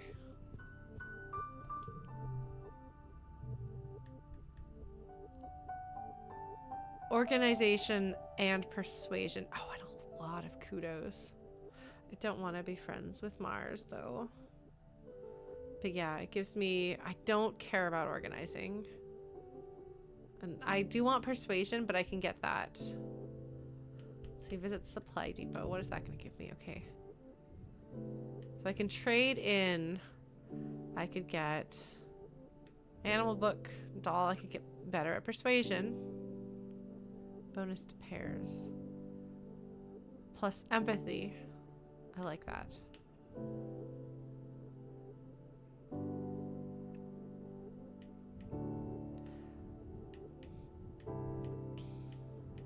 I really like the superhero cape. It's really silly. Emoji Proji. It's great.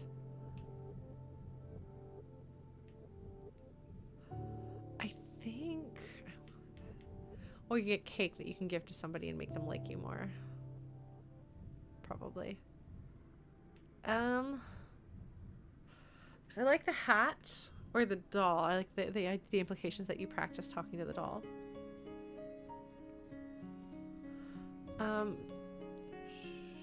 Let me figure out how to play the game.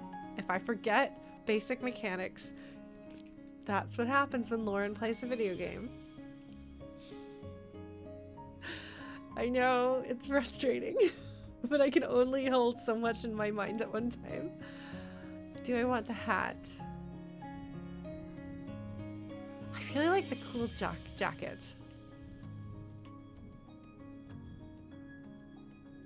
Oh, it's okay, Chrono. It's interesting to me, these are not in chronological, it's the wrong order, wrong name. But it goes 100, 300, 200. That seems like a mistake. But what do I know? I kind of want to get one of these. But I'm gonna hold off for now. Oh man, Vampire Survivors. My roommate had 6 deaths on screen the other day. It was really impressive. We were both very excited. In order of coolness, that's fair. That's fair. Oh wait, Mars, what's up? My dads are so uncool, Mars complains. Mars, do your homework. Mars, you should help out more. Mars, we're gonna cut off your allowance. Oh my god. She scoffs. As if, right? That money is mine. I earn it. With a toss of her hair over her shoulders, she seems above it all entirely. Doing what? Do you even have to ask? My presence enlivens this dreary colony. I'm their beloved daughter. They owe me.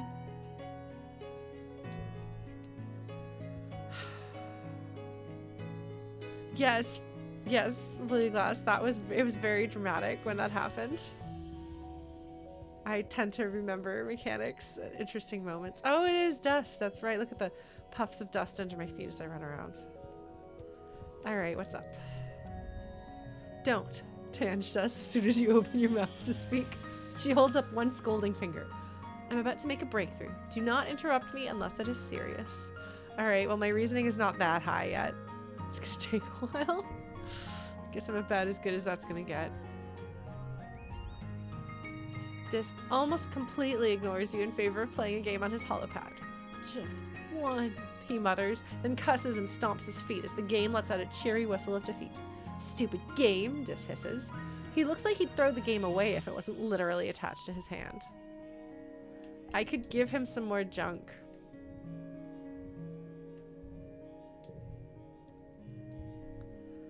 I want to be friends with him.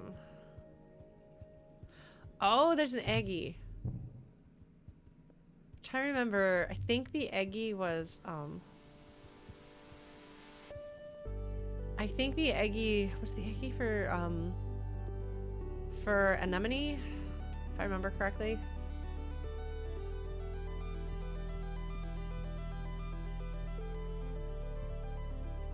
I don't really care about Anemone's friendship. I'm sorry, Anemone. Like, I want to give it to Cal. Cal likes animals. Cal should be my animal person. But I don't think that that's how it works.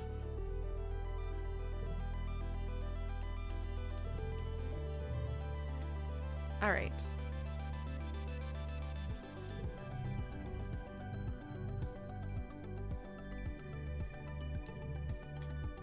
Like, I want to give Cal the Eggy.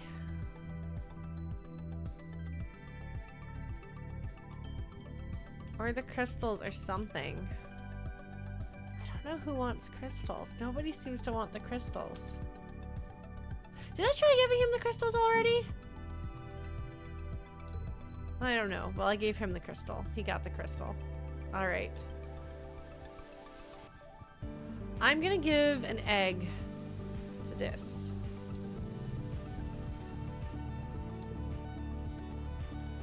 He's not gonna know what to do with it, but eventually we're gonna be friends.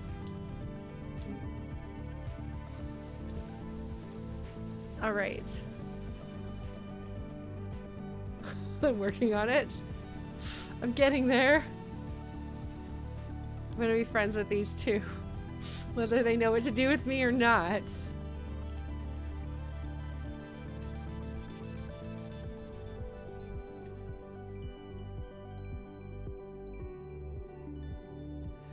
You're 12 years old and a keen learner thanks to the hyperactive neurons in your brain. Your affinity for math and machines gives you confidence, and creatively, you're in a class of your own. I am, thank you very much. I should probably do school. I kind of want to just do some... I'm just gonna go play some more flute. Let's get a little bit braver.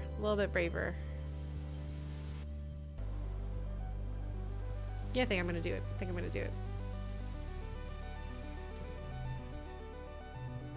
Yeah, we're gonna do it. Gonna see what happens. Practice photophonor. In addition to playing the photophonor, you work on adding descriptive video to some of the old holo recordings. You don't want anyone to miss the work of the masters, even if they can't see the holograms. You record audio overlays describing the rolling meadows, crashing waves, busy streets, psychedelic visions, surreal geometric dances, and more. Oh, that's cool. Okay. So there's holo recordings with music, and I'm audio captioning them. Am I going to then text caption the music? We'll see. That's interesting. I'm really getting into this. Ooh, one slot will turn cards yellow.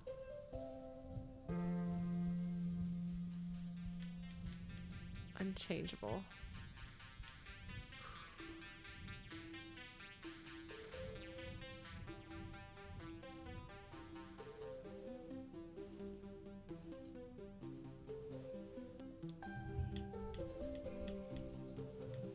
I have a plan.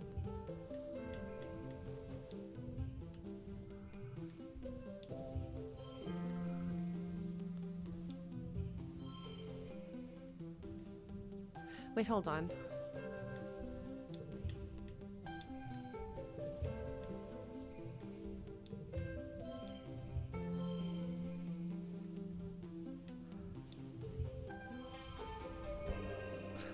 Okay, so that's goal. There's gotta be a way.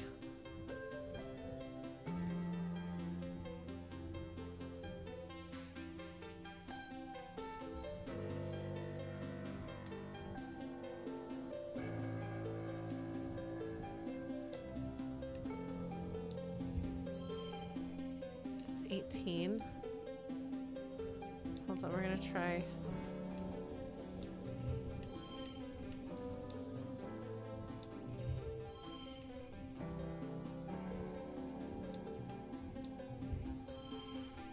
$17.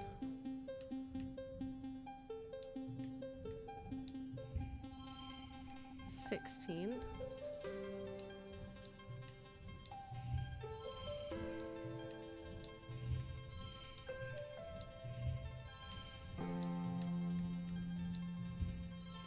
19. That's still not high enough.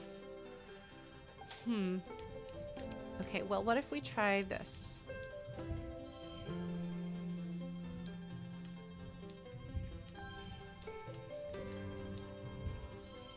Okay. I had to try it, okay?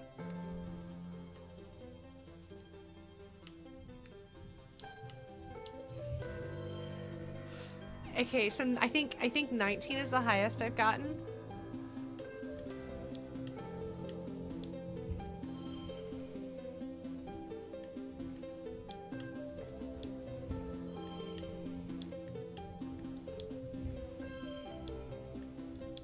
Yeah, 19 is the highest I've gotten. Is it possible? What could I do? Actually, we're gonna try this. Oops, no.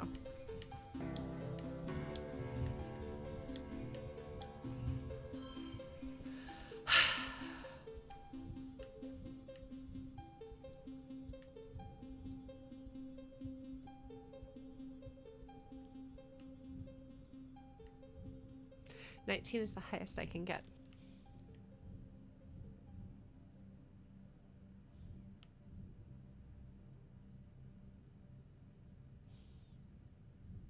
I might have to settle once more. I can't get any higher than 19. What am I gonna do, folks?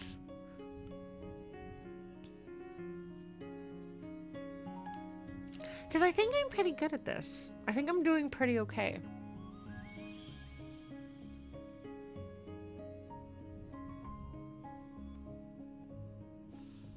It's good that it does the math for me because I can't keep up with many of the math stuff.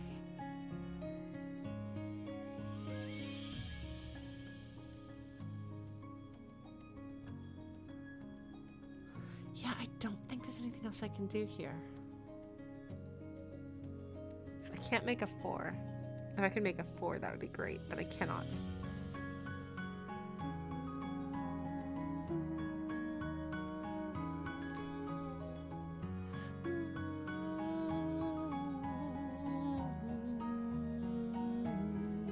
Yeah, I think we're gonna just have to go with this. It's fine. I know, right, Blues? Disappointing. That's okay, though. If I don't spend too long on this, then we can maybe do more parts of the game. So go with 19.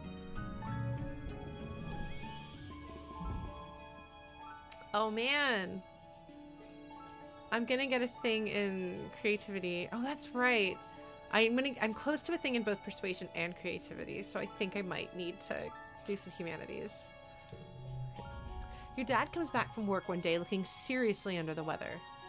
He's pale with deep circles under his eyes, and he keeps sneezing. It's fine, he insists. It's just all this pollen in the air. It's gunking up the old air tubes. Do you remember hay fever, Flulu? We always got it back on Earth, too. I hate. Cedar fever is what we called it in Austin. It's bad times.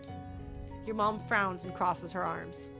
We did, she agrees. So why isn't it bothering me? Bye, Jason Love. Thank you for coming by. I need to actually put up the rest of the VODs first. I'm quite far behind. But good to see you. All right.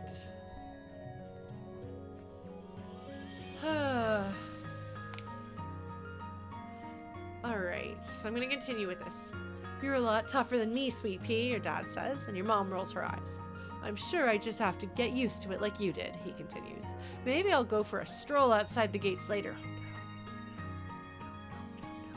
Really get a good lungful of the stuff. I'll feel bad for a few weeks, but after that, I'll be fine. That's not how it works. You have to actually actively... I'm actually surprised that they don't yet know a way to prevent allergies with all of their mad science. But yeah, Dad should not leave the gates. I'm not okay with that. Your mom raises both eyebrows. Outside the gates? You? Your dad shrugs. Then he falls into a fit of sneezing and can't answer. Your mom directs him to go lie down on the bed.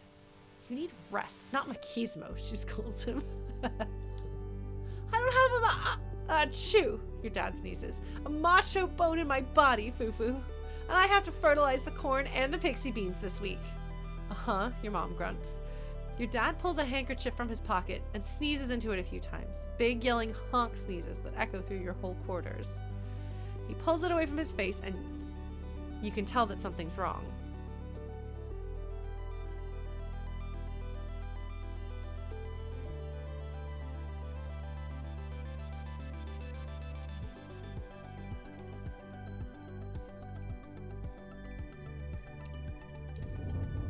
Huh, your dad says weakly, holding the handkerchief away from his face. It's bright fuchsia pink and glittering in the light. That's weird. Then his eyes roll back in his head, his knees buckle, and your mom yells for you to call Instance. Chief Engineer Instance takes your dad's vitals and gives him a cursory look over, but she seems satisfied with what she sees without having to do a thorough examination. The explorers have started calling this the shimmer, she says, shining a light down your dad's throat. He's looking a little better, but not much. It's an airborne environmental toxin, likely in the pollen fog. Either will he be okay, or Dad. I'm gonna ask will he be okay, and they're gonna lie to me, and I'm gonna have to go study biology or something. I don't want to study biology. It doesn't seem to cause long-term damage to the body, Instance explains. You don't know that! We've been here for 2 years! She gestures in the air, making notes on her hollow eye that only she can see. I have been tracking its effects for 3 seasons now. The toxin is flushed out of the body after 3 to 5 days, and it's not contagious. She looks down at your father. What that means for you, Geranium, since you're particularly susceptible to the toxin. You should be taking better pains to avoid exposure. If you must go outside during pollen, use a respirator. He works outside. That's interesting. Your dad smiles weakly. You got it, boss, he says. Your mom smiles and puts her hand over his. As your literal boss, I'm ordering you not to come into work for the rest of the week, she says. You're on strict bed rest. She leans in to touch her forehead to his. They stay like that, smiling with relief. Well, that's concerning. Even after 1 day of bed rest, your dad is looking a lot better. He's clearly anxious to get back out into the fields. You're gonna love this new crop, Solana. It's called a pixie bean. They glow in the dark. He's already pulling on his boots. The fields look so beautiful at night. I'm happy that we finally found something that would actually grow here that isn't soy, and more soy. He's not good at this.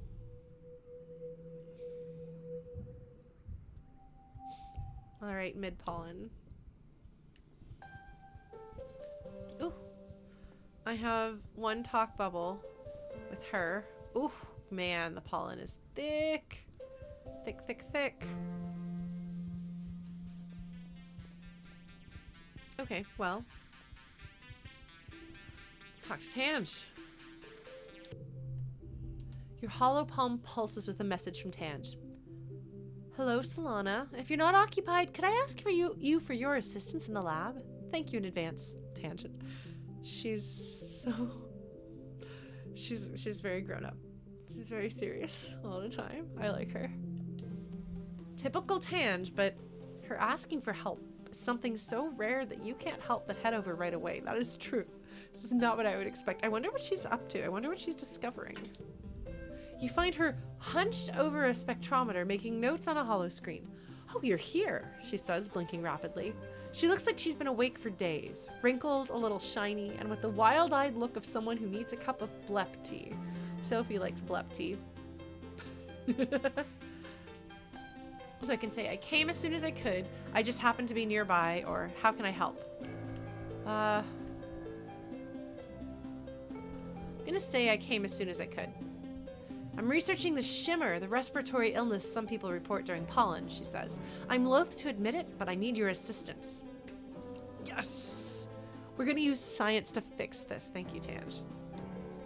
She takes 4 vials with swabs inside and puts them into your hands. I need recent saliva samples from both you and your father, she says.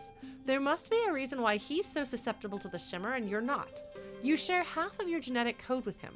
There must be some marker we can compare between the 2 samples. Is she gonna make my dad a mutant? She's gonna make my dad a mutant. Then, she continues, pulling another vial from a rack of test tubes, administer this to yourselves, wait 3 days, and take the samples again.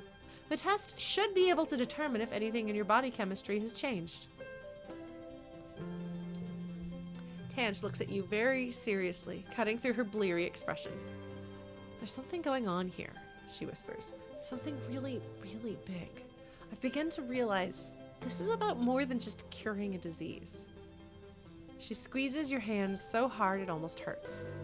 Unlocking the secrets of the shimmer, who it affects and why, it could lead to a greater understanding of all life on Vertumna. And knowledge is more than power, Solana. It's control. Tange, my friend, are you gonna turn into a little fascist? Is that what we got going on here? I don't know if I like that. That might be a problem. I can say, okay, are you okay? You seem unhinged, or okay, I'll do it, or no way. Honestly, her talking, like, we do need to know what's going on. This is very interesting. Solana is freaked out about her dad. And so she wants an answer to this. She appreciates that Tangent is taking that so seriously and looking for a solution. Control is a little bit scary here. Especially since empathy does not seem to be something that she gravitates toward. So I can either ask her if she's okay or say, okay, I'll do it. Or say no. But I'm not going to say no.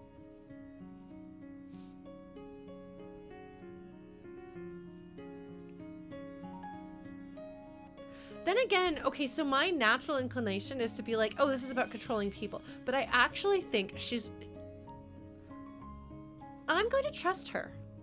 Tange has given me no reason, as Solana, to distrust her. I don't trust the adults. As Tangent has pointed out, we can't trust the adults to tell us the truth. We've got a bot here of the bad kind, if one of the mods is handy. But I feel like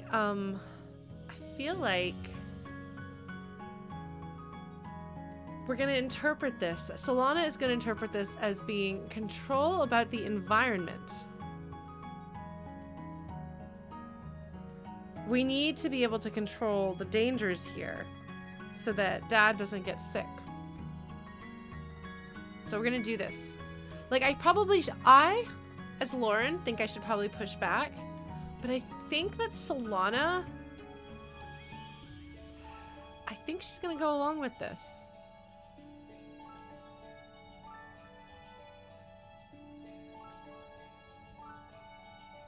Because we don't understand life on Vertumna. That's clear, and people are dying because of it. So I don't want my dad to be the next one to die because of what we don't know on Vertumna. So let's do this. We're going to do this.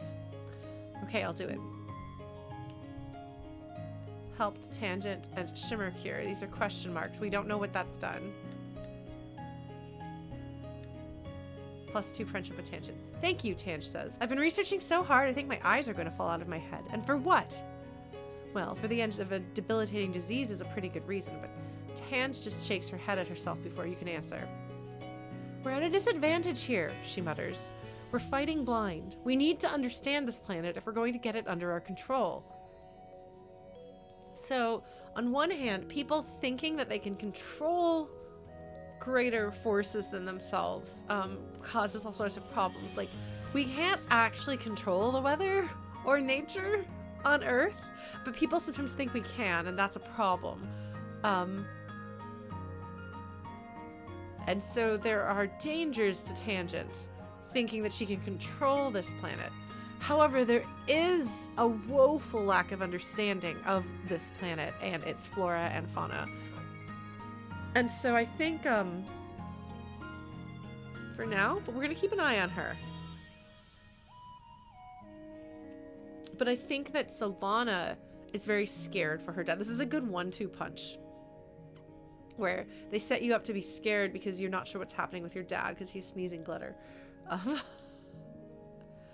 And so you're more inclined to agree with Tange. Maybe we'll see her go full fascist, like colony takeover. We'll see what happens. But for now, we're gonna go along with it. Well, that was exciting. Some stuff happening. All right.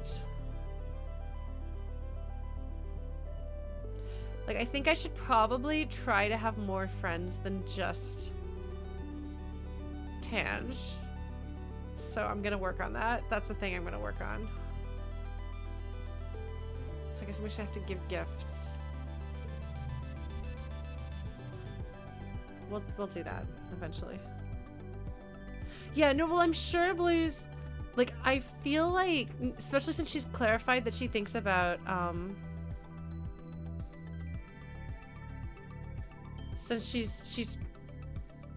she clarified that she's talking about controlling the planet instead of control in general. I don't know that we're talking about colony takeover, but it may be that we need to talk to her about, like, but there are things we can control and things we can't. But I think that part of it does come from the trauma of people dying. How's Dad doing?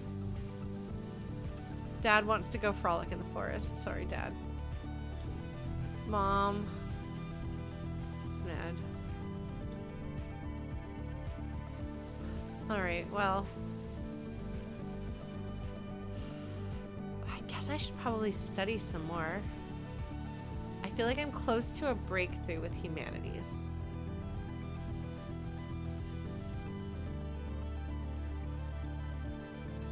I should probably branch out and do more things. But yeah, we're gonna do some more. We're gonna do the science of humanities. Like, life sciences would probably be very useful here, but I'm gonna study humanities just a little bit more and see what's up, and then maybe start working on some other things. All right. You're running late for humanities class. When you arrive, everyone is gathered in the beanbags around the room's big hollow projector. Ship's computer congruence is displayed on it. She's giving today's lesson, reading an old book of Earth poetry. You sit down next to Tange and nudge her and motion, "What's up with this?" Tange frowns at you. "You missed the announcement," she whispers. "Because Professor Hal died, congruence will be teaching this class from now on." Then she frowns at everything in general. "They said everyone else who might be qualified is too busy. And no, they didn't ask me." So I can either say, "What does a computer know about poetry?" Or, "I miss Professor Hal," or, "Huh, okay." I'm going to say I miss Professor Hal. So whichever class you take, if you take a class, you see that Hal is replaced by congruence. It's probably not good to have the students taught solely by the computer. But I'm going to say I miss Professor Hal. You try to keep your voice down, but congruence literally has ears everywhere. "I miss Professor Hal as well," she says, her monitor swinging over to you. "He was a very special human." "Wait," you ask out loud. "Congruence can like people?" "Of course I can like people," she replies. There's humor in her, not a voice. "I carried you inside of me for 20 years after all. How could I not get attached?" It's an interesting way of looking at it. It's very, very maternal. Oh, good. We've got another card locked in a slot. Okay, well.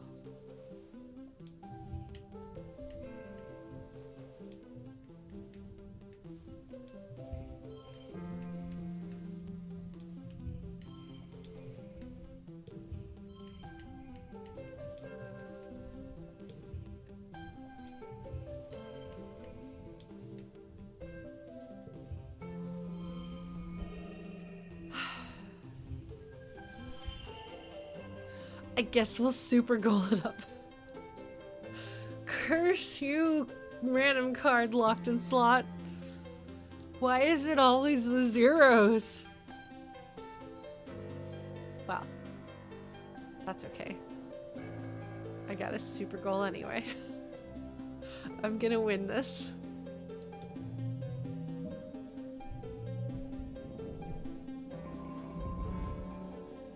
Okay.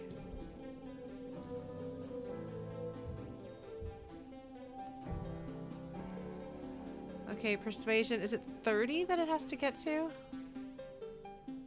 Yeah, I think it's 30. Man, my creativity really is like completely out of control. I wonder what I'm gonna get, like the 60 on creativity. That's crazy. I want higher empathy, higher bravery.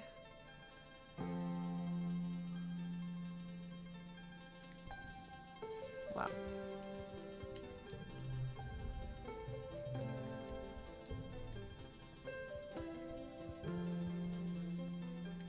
I don't seem to have a thing that can make my empathy go up yet.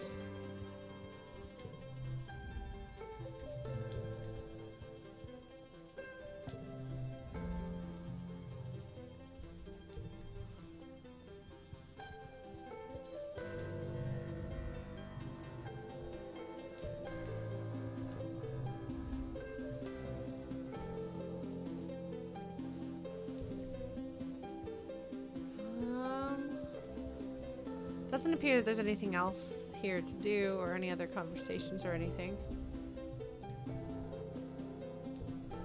I can get a new item.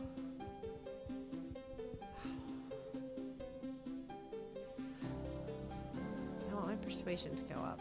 I want my empathy to go up.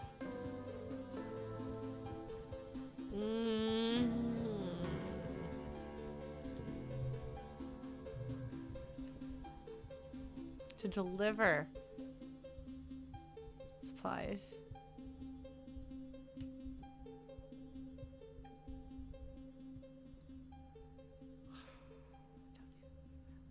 Organizing is probably useful, but I don't want to be friends with Mars. I get a lot of money.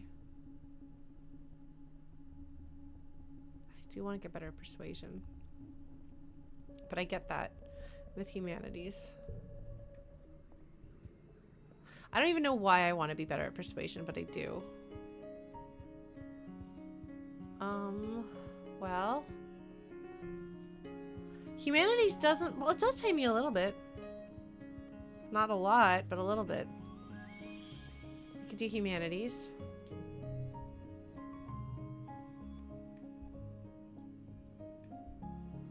I will, oh, why is that?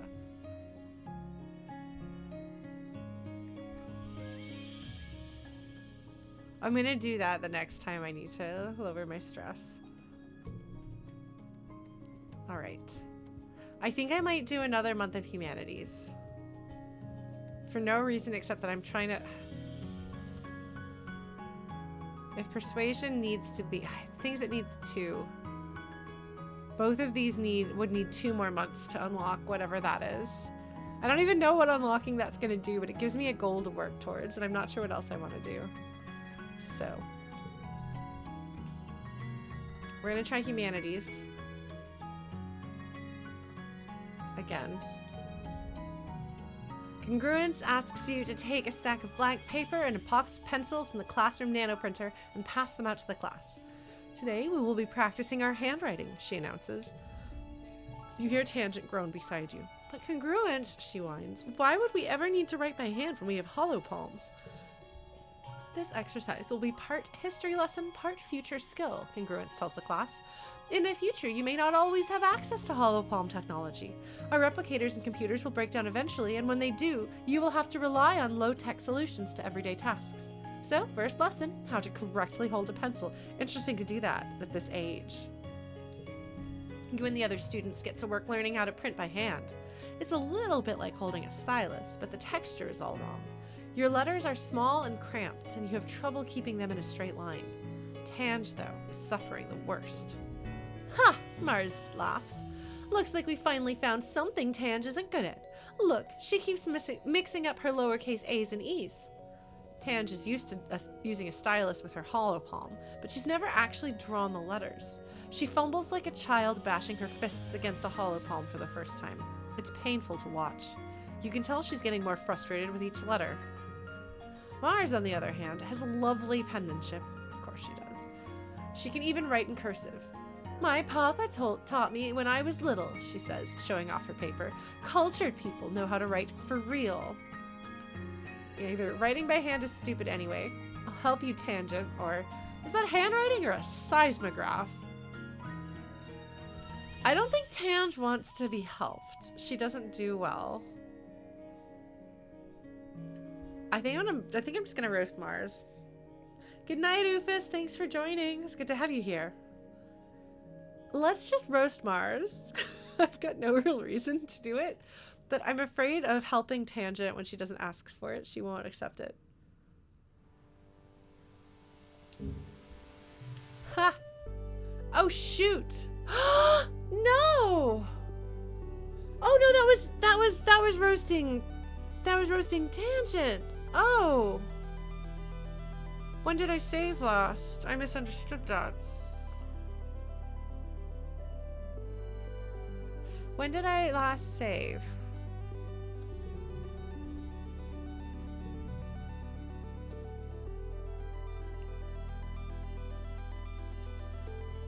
All right. We're gonna load this. What? It won't. Okay, there we go. Yes.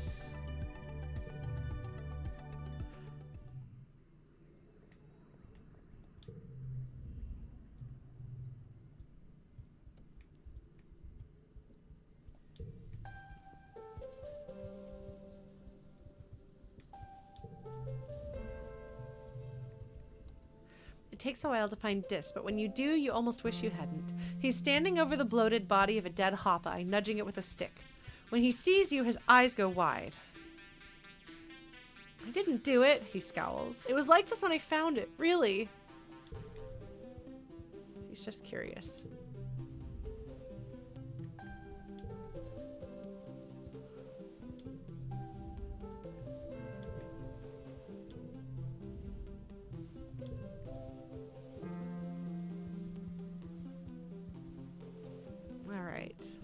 Yeah, no, it does make sense that one of them would be roasting, or one of them would be siding with Mars, but that's not what we're doing.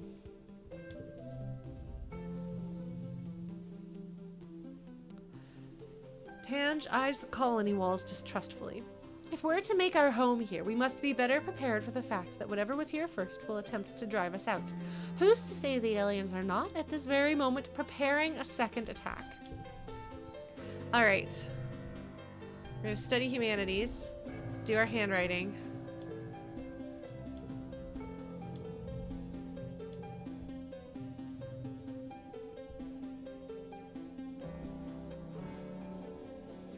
All right, do I try to help Tangent, who's not going to take it well if I try to offer her help? I used to have messier handwriting, and then at some point in middle school I decided I wanted to have pretty handwriting because I saw somebody else's pretty handwriting, so I retaught myself how to write in cursive. But my print is still messy, and if I'm tired enough, I'll sometimes revert back to my old handwriting, but it's mostly gone. All right. I think Tange is going to take it poorly. You know, we'll just...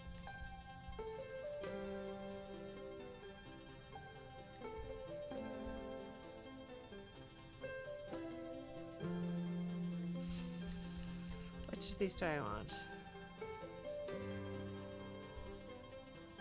I'll help you, Tangent. Yeah, that's what I figured. Okay, sorry. I'm gonna load again. Please forgive me there, but that does tell me that my gut is correct more often than not. Okay.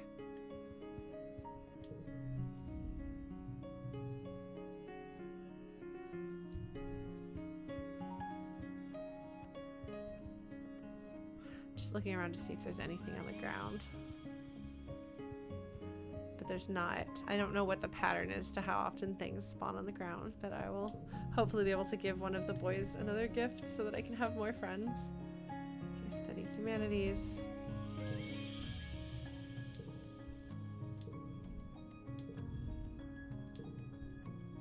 Okay, writing by hand is stupid anyway. Mars laughs. Sure, you two can say you were never competing, but we all know I won. She finishes copying a poem onto her piece of paper and signs it with a flourish as Tans watches enviously.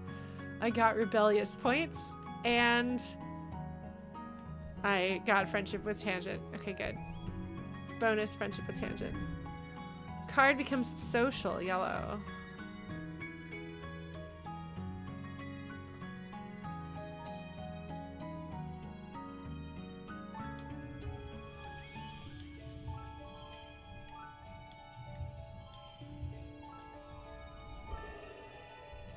Okay, if I do this, does that super goal me? That does super goal me.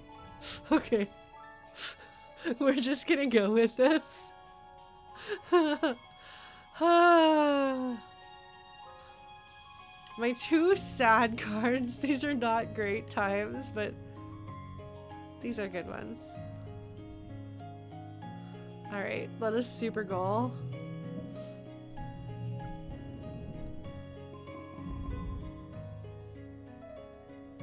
Alright, my creativity knows no bounds. My persuasion is doing really well. I think I have maybe one more time before I get...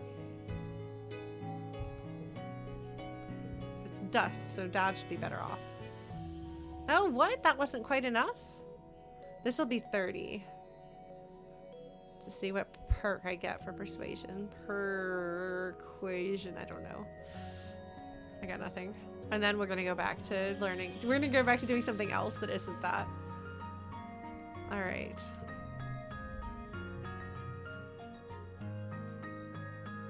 You're staying hydrated, right? Your mom asks. When it's this hot out, you get dehydrated a lot faster than you think. If you feel thirsty, you're already behind the curve. She stops what she's doing and mops her forehead. It was pretty hot back on Earth by the time we left. You grew up on a spaceship, but I remember what it was like. Yeah, global warming. Dad just says, hello, potato. This is reading his dragon book. Cal is playing his drum kit. Oh, maybe we'll play music if I get good enough at my instrument. Is that a thing? You carefully pick a yellow flower. Oh. Okay.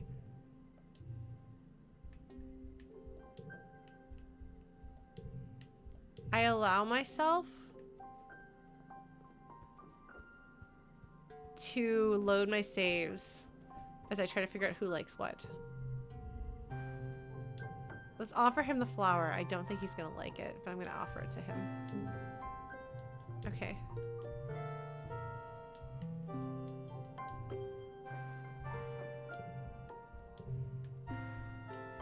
Sophie is here.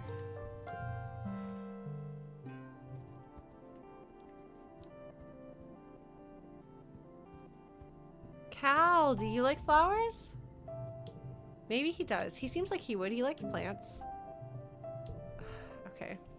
Well, that didn't work. Sophie's knocking things off my desk. Sophie is here. Did you know Sophie is here?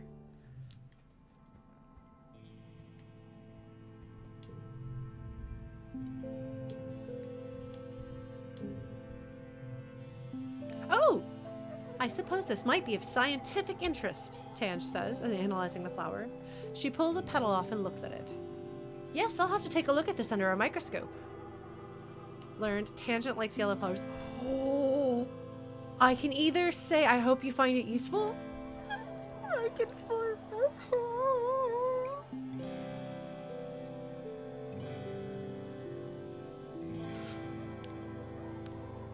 You're more beautiful than any flower. Let's see what happens, folks. This has been my end game all along. I'm not gonna lie. She grimaces. Please don't say that. She turns to walk away, then remembers herself. Thank you for the flower, she adds formally. Maybe she's Aero. Or maybe she just doesn't like me that way. But that's fine. Well, we're gonna go with that. We still got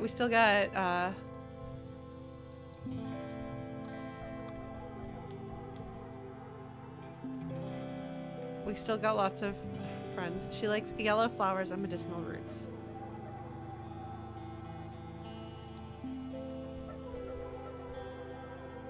I need to continue to befriend these two.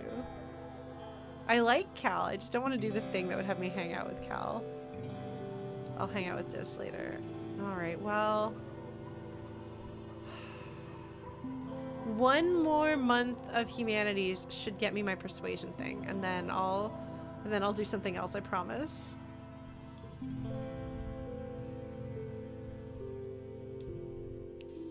I could give him the log. I could give him the log.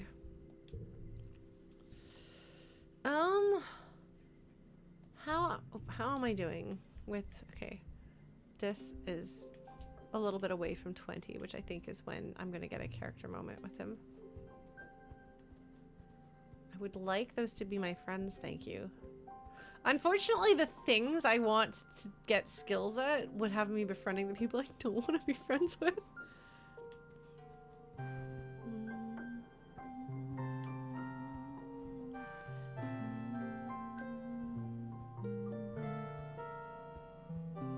Okay, well, I guess I'm gonna go back and do one more month of humanities, and then we'll do something else. We'll see what happens. This will be my last, probably my last humanities for a while. I think I've done a lot of humanities. Hey, my creativity has surpassed my engineering, so that's good. Study humanities one more time. You should have known better, Tangent. You hear as you walk past the laboratory. Curious, you listen at the door. Chief Engineer Instance sighs. I know you meant well, but your presumption has cost us 3 months of work. You can't simply look at an experiment and change the parameters to your liking. Getting results is not the same as doing good science. Your findings, however scientifically interesting, are useless to us without sound methodological underpinnings. Tanja's response is more subdued than you've ever heard her before. I'm sorry, Chief Engineer, she mumbles, looking down at the floor. I recognize the error of my ways. I should hope so, Instance replies, pinching the bridge of her nose in her fingers. I'll expect you in the lab first thing tomorrow morning, and I will personally supervise your work in resetting the experiment. You flatten against the wall as Instance breezes past you, barely giving you a second look as she strides down the hallway. You poke your head inside the laboratory, where Tange scowls and wipes her eyes. What do you want? So I can say, what were you working on? Cheer up, it could be worse.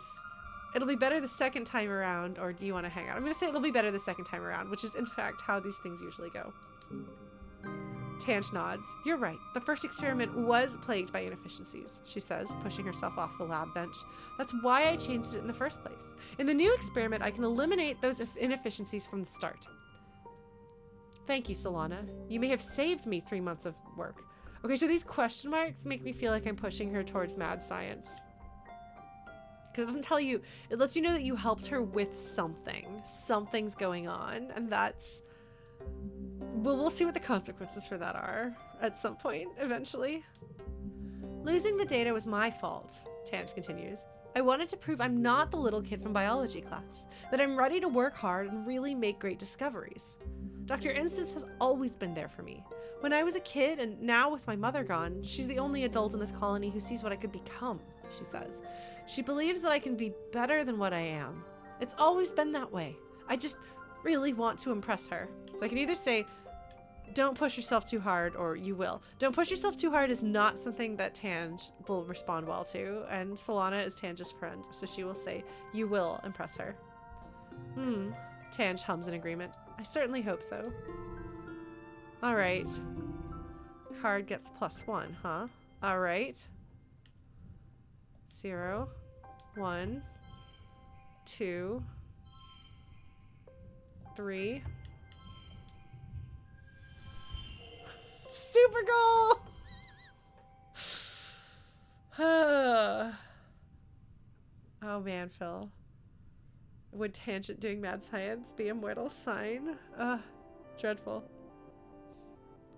Okay, well I think that this counts as a super goal. I think I did pretty good here.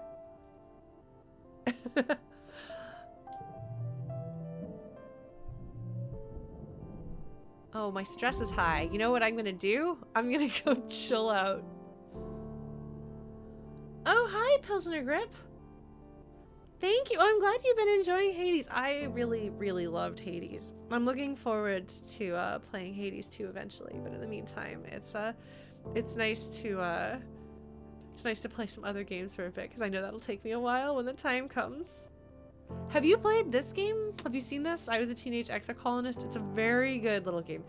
Very different from Hades, so if you're interested in like lots of gameplay, this is not that, but it's neat. It's very character focused. And I'm actually role-playing a character, sort of, for once, which is remarkable. Yeah, I'm waiting until the full release. I want to wait until the entire story and everything is in place so that I have the full experience. But I am looking forward to it. All right. Already? It's time for the 3rd annual Vertumnalia festival. You gather with your family in the colony square. Everyone takes a seat as Governor Udicott approaches the stage. She folds her hands and serenely addresses the crowd. What a pleasure to address you all today as your governor, she says, looking as pleased as she ever does. In under 3 years, we've built a colony of which we can be truly proud. While we've suffered hardships and losses, we remain standing, as always looking toward the future we are building together. Let us use this midsummer festival as a time to reflect on our many blessings, Udicott continues. Fresh water, good food, healthy children, except for the one, and a strong community. Udicott bows her head. But first, let us remember Professor Halitosis. Why is he named Halitosis? Who guided our children and kept our engines running for so many years. Chief Engineer Instance will be filling in with help from our ship's AI congruence until someone can take up the mantle that rested so easily on Hal's broad shoulders. So this is in case you haven't been to class, or you don't go to class. You can find out that Hal has been replaced by the computer. But I have been to class, so. We also recognize the passing of our dear friend, Chief Surveyor Melatonin. Known for his gentle nature and his curious spirit, Tonin joins his daughter Aspartame and his partner Lavandula in the world of our memories. In his place, we welcome our youngest council member ever, Utopia, representing expeditions. That's interesting. Udicott invites the rest of the council to stand and be recognized among the crowd, including your mom, who huffs in annoyance. Interesting. Very interesting. When the applause dies down and the council sits, Utopia remains standing. Actually, Auntie Udicott, y'all mind if I just make a quick announcement? Udicott nods and Utopia clears her throat. I just wanted to say thanks to y'all who are trusting me with this job, she says, her clear voice ringing out over the crowd. A cheer rises from Expeditions and she motions for them to quiet down. Uncle Tonin's left some big shoes to fill and, well, I'm gonna give it my best. It's interesting that she has a different accent than everybody else. Where did she pick that up? I don't know.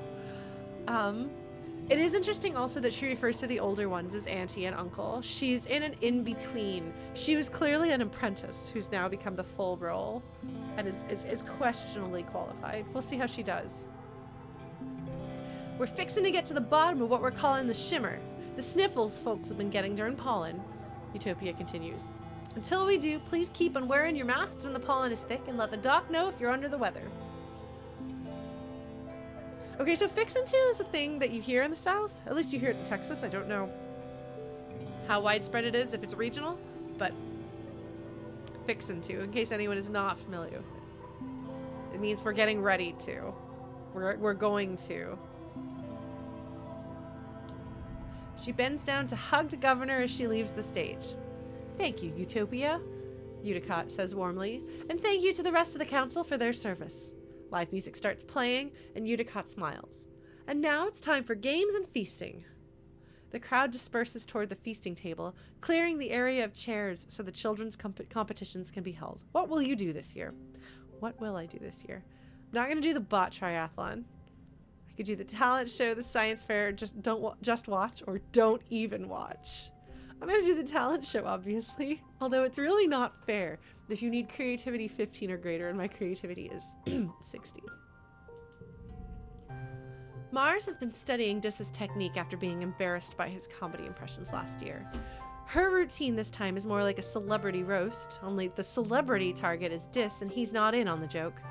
She levels some truly incinerating disses about his clothes and his mannerisms and his weird hobbies, keeping it just this side of too mean. She's a lot more polished than Dis's stammering impressions, and the judges can't help but smile. When it's Dis's turn, he's so embarrassed that he stumbles through the whole routine, a series of knock-knock jokes that get less funny as time drags on, and ends up running off stage before finishing. It's your turn. I can play the photophonor, sing a folk song from Earth, or do a dance routine. Obviously, I'm going to play the photophonor. Because, oh, hello, Sophie. Yes, you're a baby. Card becomes 2, huh?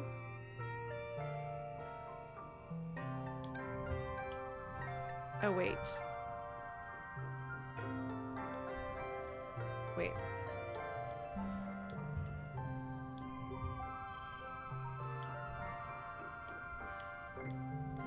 Okay, so this...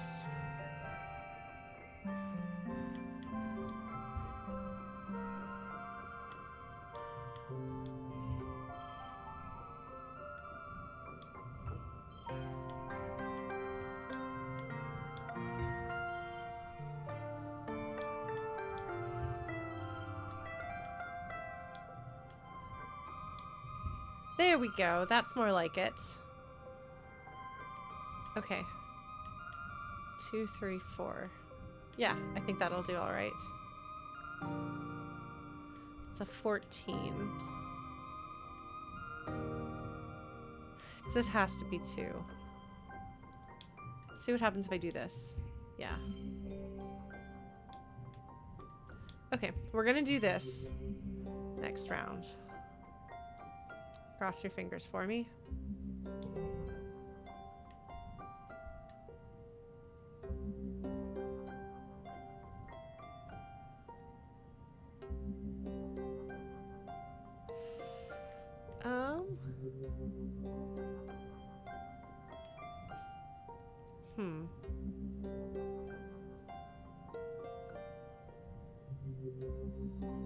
I have not played Spiritfarer yet, no. I'd like to.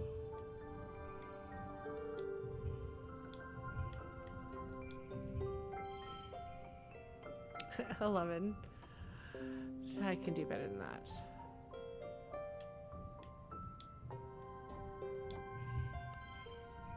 Probably, maybe. Maybe not. Huh. Really?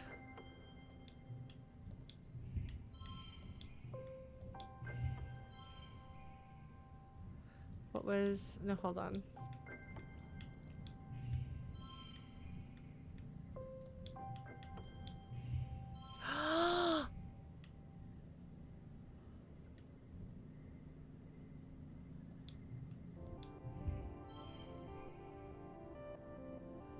Round 2 of 3, though.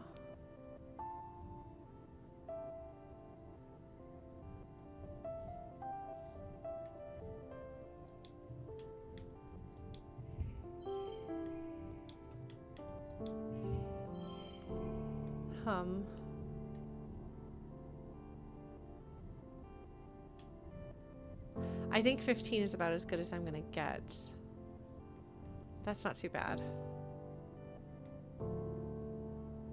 I do want to play Spiritfarer. It is on my list. It definitely is on my list. I think my roommate recommended it too. Okay, so yes, I know I'm using the kudos card, but I'm using the kudos card. It's fine. I'm gonna get enough kudos that I can pay off Mars. Oh, I have a lot of cards here. Okay, hold on. We're gonna do 0, 1, 2, 3, 4. Oh wait, oh no, that did bad. Okay, hold on. No, that didn't work out right. Okay, well in that case, we're gonna...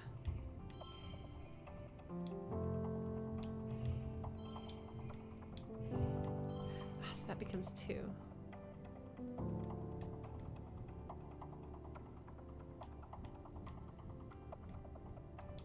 What happens if I do this?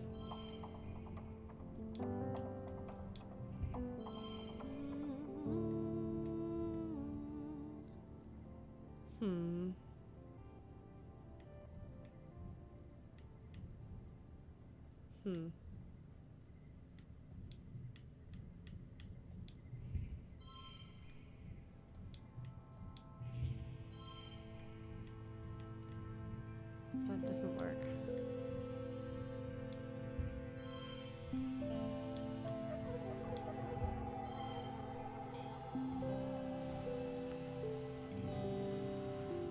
I don't think there's anything else I can do here.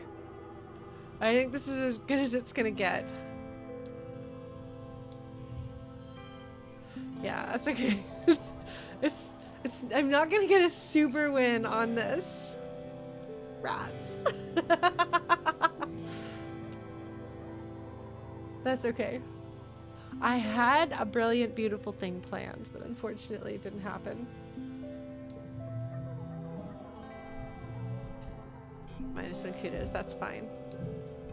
Your skill at photophonor is well appreciated by the crowd, who are moved to tears by the emotional depth of your playing. You win as voted by audience applause. Mars shrugs and shakes your hands. She wasn't really interested in winning anyway, she just wanted to get back at Dis for last year's performance. I didn't want friendship with you. After festivities, you take time off for a much needed, very relaxing break.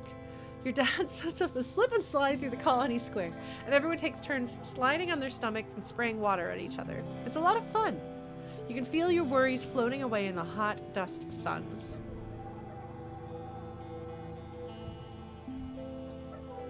Alright, well, how many points do I need in persuasion? I thought that the breaking point was 30, but maybe it's not. What do I know? Maybe persuasion doesn't get a thing. Well, that's fine. No, it's not a chat hack question. I know that it is exciting to answer things, but okay, well, fine. I guess we've done enough studying. We're gonna be done with studying for now. Too soon to give another gift. All right. Hi, Cal.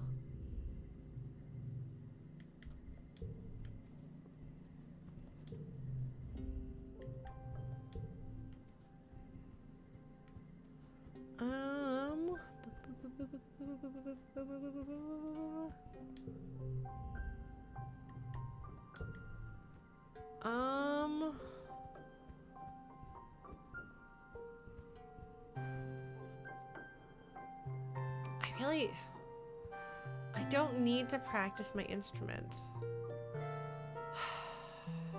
I'm really creative. I don't need any more points in creativity, I don't think. And having more points in persuasion hasn't done a lot for me, so I'm gonna play sports ball. It's not what I want to do. Wait, actually, what does... Hold on, we're gonna go look over here. What does working in the greenhouse do again? Oh, just toughness. I do not care about toughness. I'm sorry, Cal. Wait, I get... What is my bonus for the... My bonus is popular. My kudos are doubled for 3 months.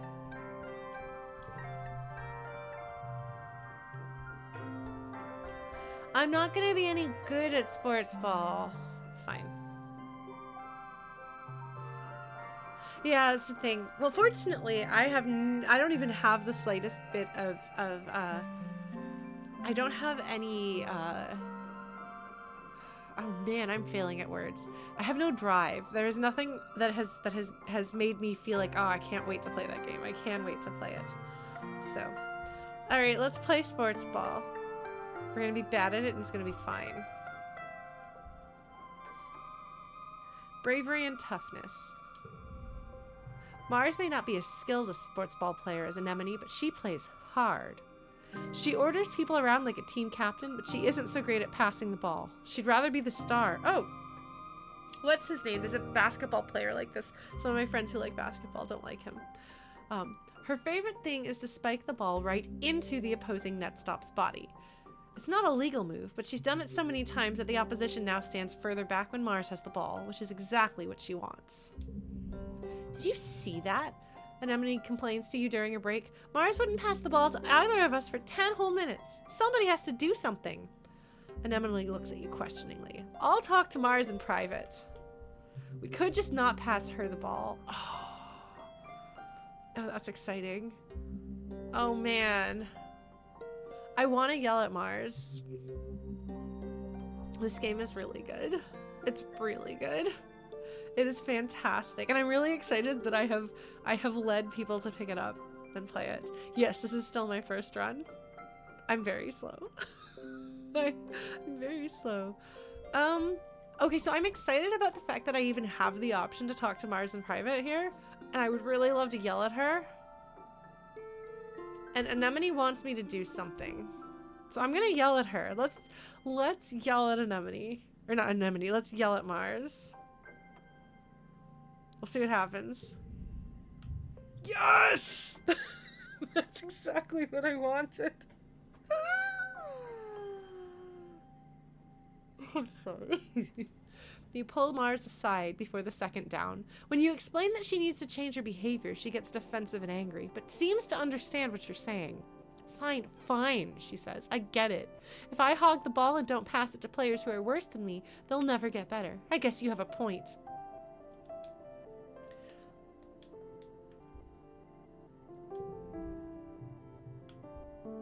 Oh, I got a lot of kudos for that.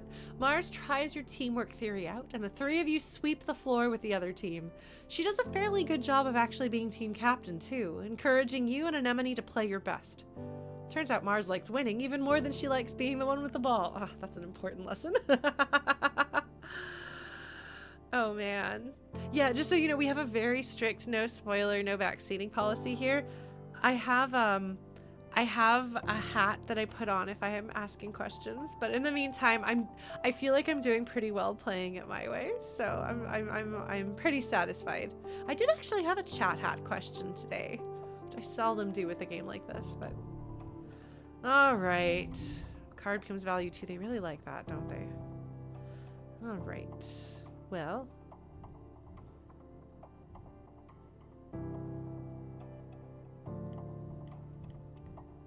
I think we're gonna just have to throw down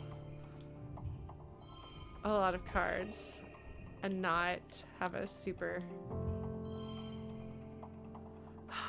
Alas, I can't super do the thing.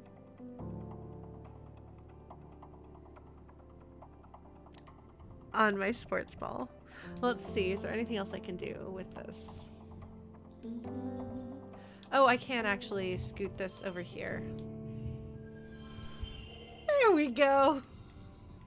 It feels fitting given that I just did the importance of teamwork to win, for me to super win my sports ball. I think I'm getting better about thinking in terms of the games. Why do these have... These have, I don't know what those diamonds are. I guess I'll figure that out later. All right, well, we super won. I got super bravery. Oh, that's the one that I want more of. Okay, I'm very excited to have gotten more bravery. Excellent. Excellent, excellent, excellent, and more kudos. All right, maybe we'll play more sports ball. All right, Tange, what's up? Huh. She's not being the best sister ever to her bro, who we'll hang out with at some point. Let's see. He's still reading his books. I'm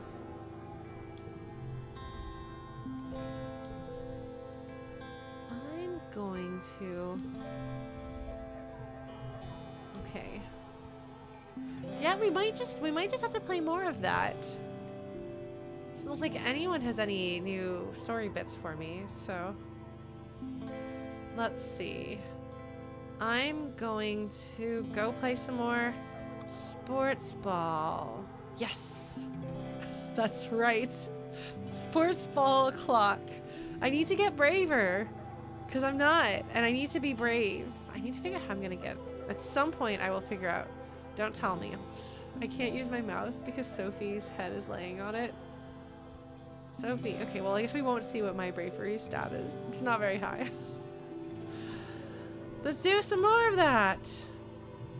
I'm gonna play some more sports ball. It's not too bad. I don't mind being friends with Anemone. Like, I like her well enough. Yes, Sophie is my kitty cat, and she is on top of my laptop. Snoozing. Sophie, baby, yes. Oh, I'm sorry, you were snoozing. I was going to pet you and I woke you up. She is a baby. Oh, my goodness. Well, Sophie!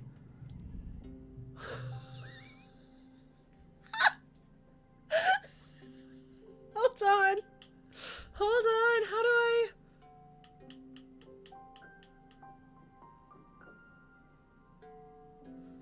The cat pressed all the buttons. I missed all of what we're doing because my cat. Oh my god, Sophie. And this is the one time that I can't scroll up. Usually it lets you scroll up. Usually you get to do that, you know, to see what you missed. Anemone and Cal are playing a game with construction poles. We'll take a look at that more. Okay.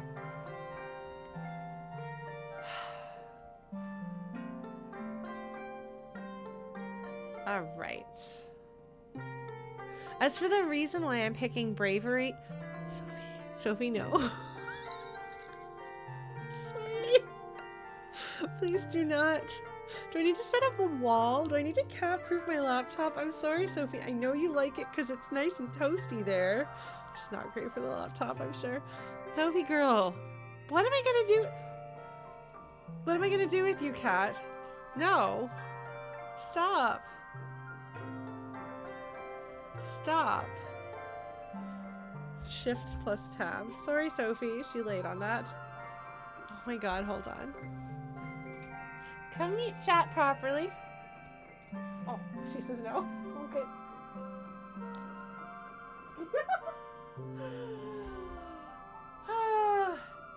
Cat. Anyway, apologies for the cat interlude. She'll probably come back. Shall we load so that we can see that? Probably.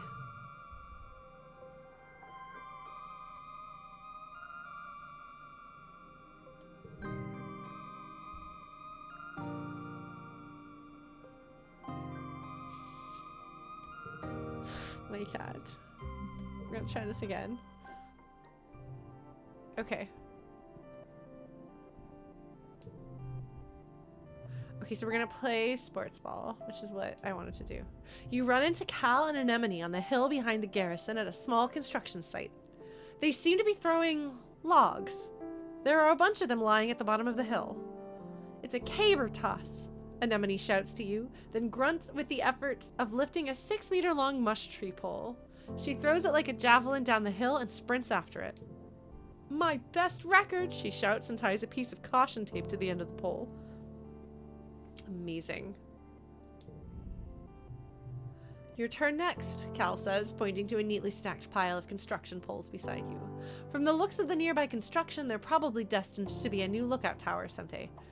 Okay, so I can either choose an average one, choose a thicker, heavier one. Can I just watch instead? Or maybe we shouldn't. I'm going to choose an average one. I'm going to try to play this really badly.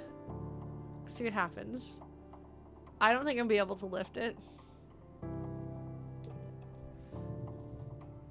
Solana has made a fine pole selection, Cal narrates in a haughty voice, and has lifted it onto her shoulder. Next, she will approach the sprinting line and begin her run, tossing the caber before she reaches the throwing line.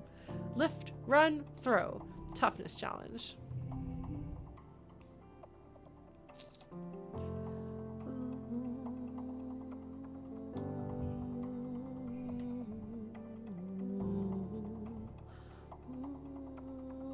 Oh, it's like a challenge. Okay, I see.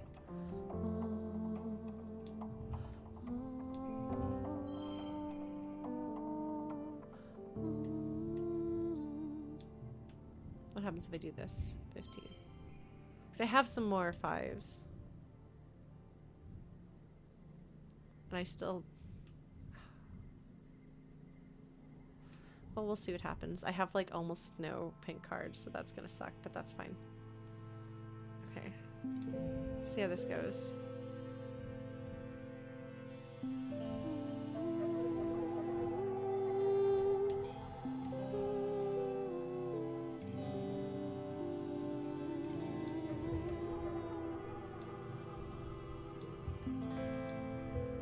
Oh, right.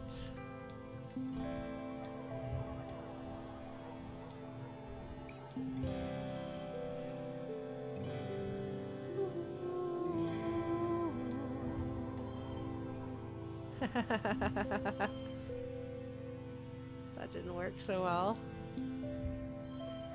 Actually, that's actually not that far off. Hold on.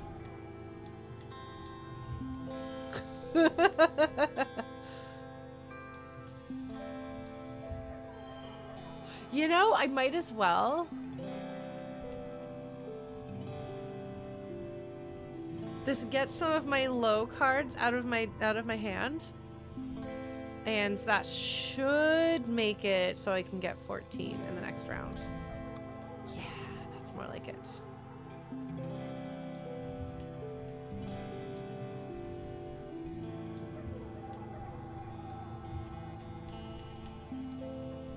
Okay, hold on. Oh, well, it's good to know that's all I need to do to win.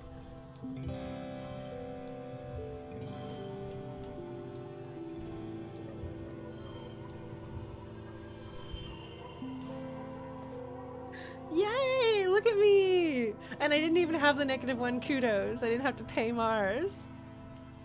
I'm so pleased with myself there. I'm pretty decent at the card game now. Of course, that's partly just because I've gotten some really good cards. You can't make me bribe you. Oh, I got a toughness randomly up. Cool. The pole sails down the hill past all the other poles, coming to rest sticking out of the ground. Wow, you beat my best distance, Anemone says when she jogs back up. Players can't beat each other in Mushwood Toss, Cal corrects her. They can only beat their own high scores, but you get 2, no, 3 bonus points if it sticks out of the ground like that. You play for the rest of the afternoon, adding rules and variations as you go. It's Calvin Ball. You don't stop until the entire stack of poles are in a jumble at the bottom of the hill and decorated festively with caution tape. It's a wonder you got away with this. So we'll see what happens. Oh! Oh, that was the challenge. Okay, well. Ah.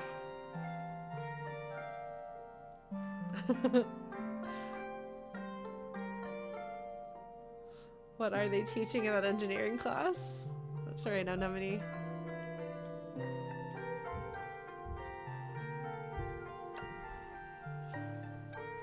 I don't know, man.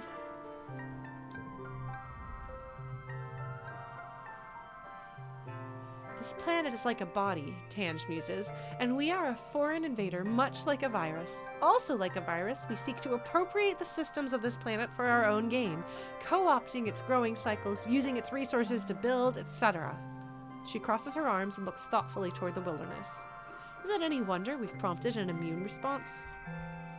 She was not impressed with my attempts to flirt with her, unfortunately.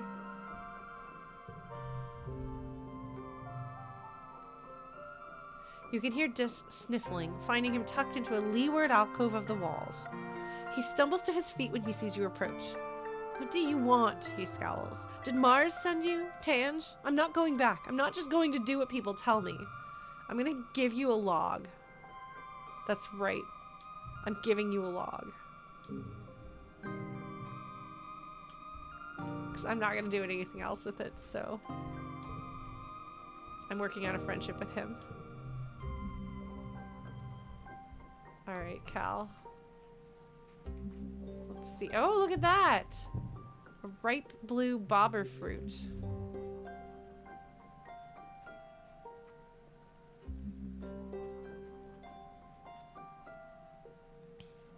I could see if Cal likes them.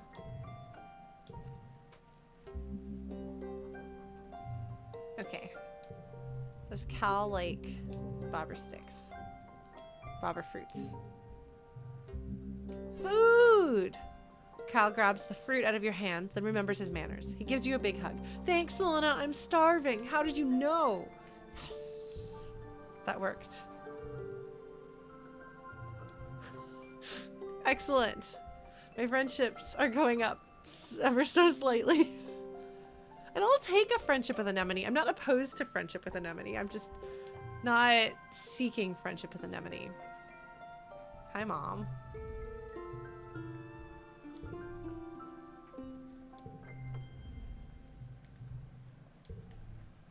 Alright, I guess we're gonna go do some more of the sports ball. Wait, what's this? Was this a thing? I thought there was not a thing. Okay. I'll talk to you, yes.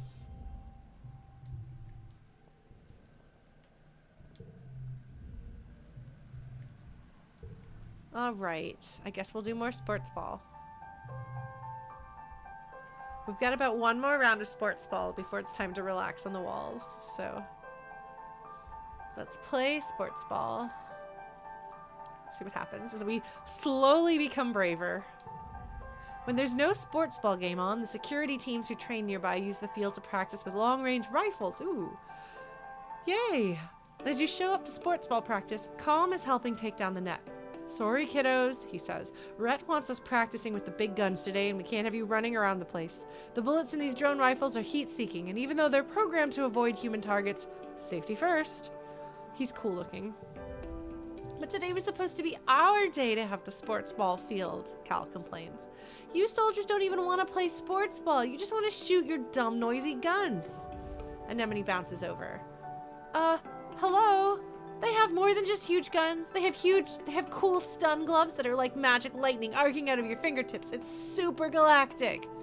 Cal shakes his head. That's not the point. So I can either let the soldiers have the field, sharing is caring. All cards. +1. Or standing up for something.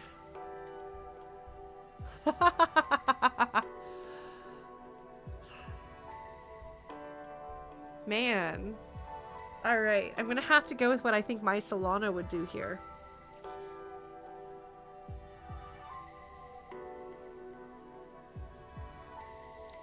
Oh, that card has Tammy in it, doesn't it?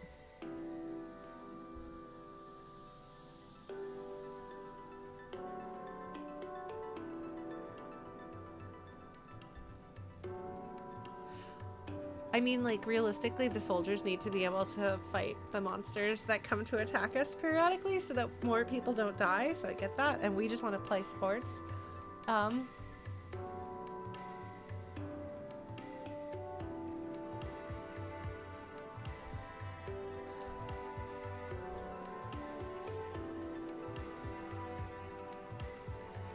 Oh, it's this button! Okay, so actually I didn't have to load that. I could have used this as the other button.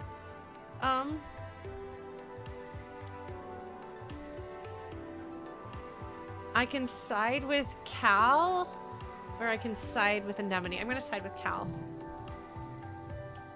Yeah! Oh, I got bravery! I like that. I bet the other one would have given me empathy. You rip the net out of Calm's hands and start putting it back up. Anemone looks nervous. Here comes Security Chief Rhett. He looks scary angry, Solana. Oh no! My bravery's not high enough, is it? Don't back down. You stand your ground when the security chief tries to intimidate you with his loud voice and his big chest. Today was your day to use the field. Oh my god, I'm so proud of myself. I have 10 bravery now. I bet I got it because of this. I got more rebellious. I got braver. I got a memory. And I stood my ground. Amazing. I'm so proud of me for being brave enough. This is one of those things where I don't think Solana meant for it to get this big, but it spiraled a little out of control. You know, where it was originally just like, that's not fair, and next thing she knows, like, she's actually getting into a fight. She's probably gonna actually get into trouble. You know, those moments. You've had those moments, I'm sure.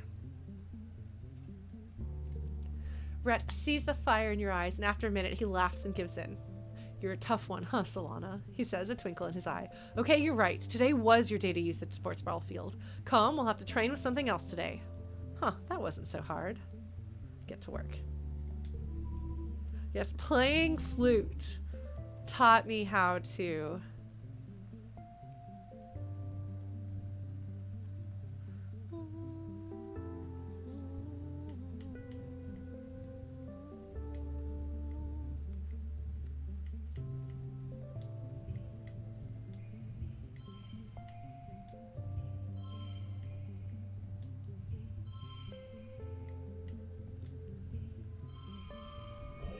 That's not a super goal, though, so... What kind of super goal? There's my super goal! I'm gonna lose a kudos. That's fine, whatever.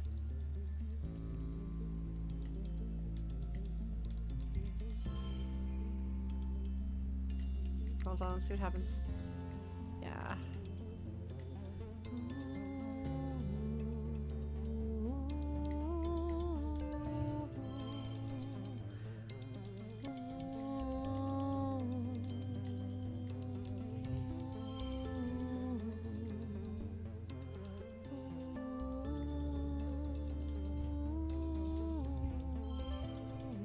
I mean, I've got like a super duper super goal. How much do I care about kudos? Because my kudos will get doubled.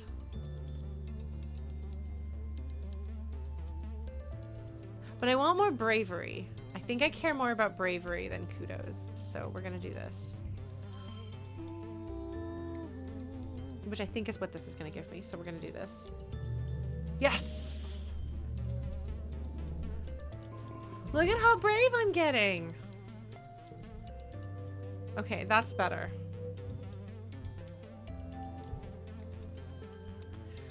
How is my bravery doing? My bravery is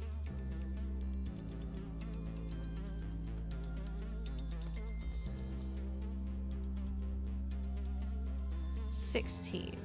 I think I want it to 20 or 30. Oh, I need a 20 to get a card with dis. So, yeah. I can challenge him to eat a bug, which would be really exciting. I want to challenge him to eat a bug.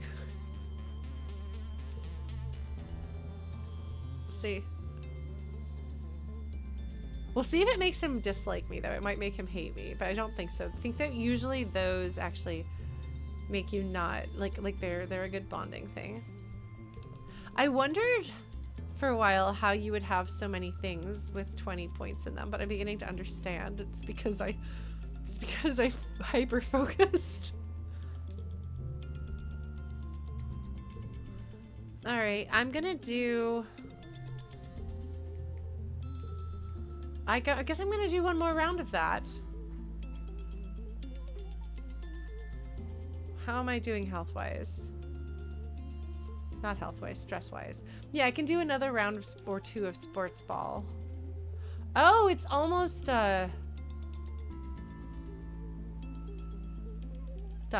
Glow. It's almost glow. Hey, why don't we do that? We can go through an entire year this time. That is a good spoiler chat. Will he dislike you or will he dislike you? DYS. Okay. Because I do want to try relaxing on the walls. I'm going to try that. And then we're going to play sports ball next month, maybe.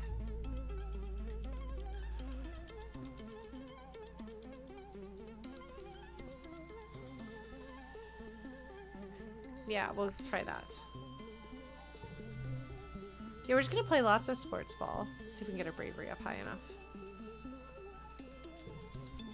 You play a good game today. It doesn't matter who wins or loses, so long as you played your best and had fun. We are currently out of... Okay, 0, 2, 3, 4, 4. But can I super goal? Yes, I can. I sure can. Alright, I super gold. That worked out nicely for me, didn't it? Extra bravery.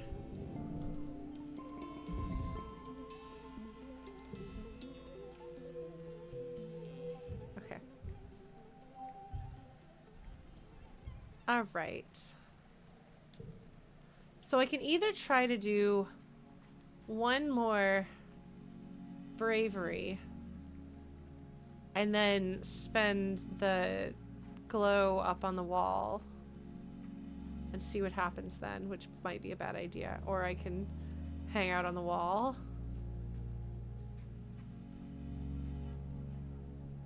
I'm close to the bravery cutoff for doing stupid things, though. They keep offering me stupid things during glow.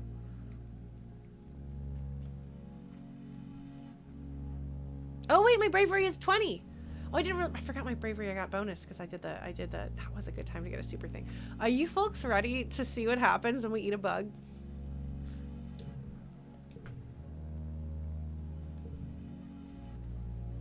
We're gonna eat a bug. It's time to eat a bug. Dare you to eat this worm? Oh yeah, discounts. Well, I double dare you to eat a worm. You can't just turn down a double dare. You're no meek little hop-eye. Slimy, unsatisfying, very, very gross. Dis eats his like a noodle, slurping it up and wrinkling his nose as it wriggles in his mouth. Yuck, he says, swallowing it whole, then shows you his empty mouth. You should have known better than to dare a person who fears nothing. I got bravery and friendship with him. Excellent. Oh, yes! Yes, I have the friendship. I have the first friendship thing with him now. Sweet. You slip through the colony...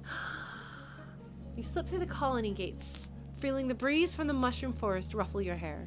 You look around for Dis, but he's nowhere to be seen. Maybe he went to class today. Probably not.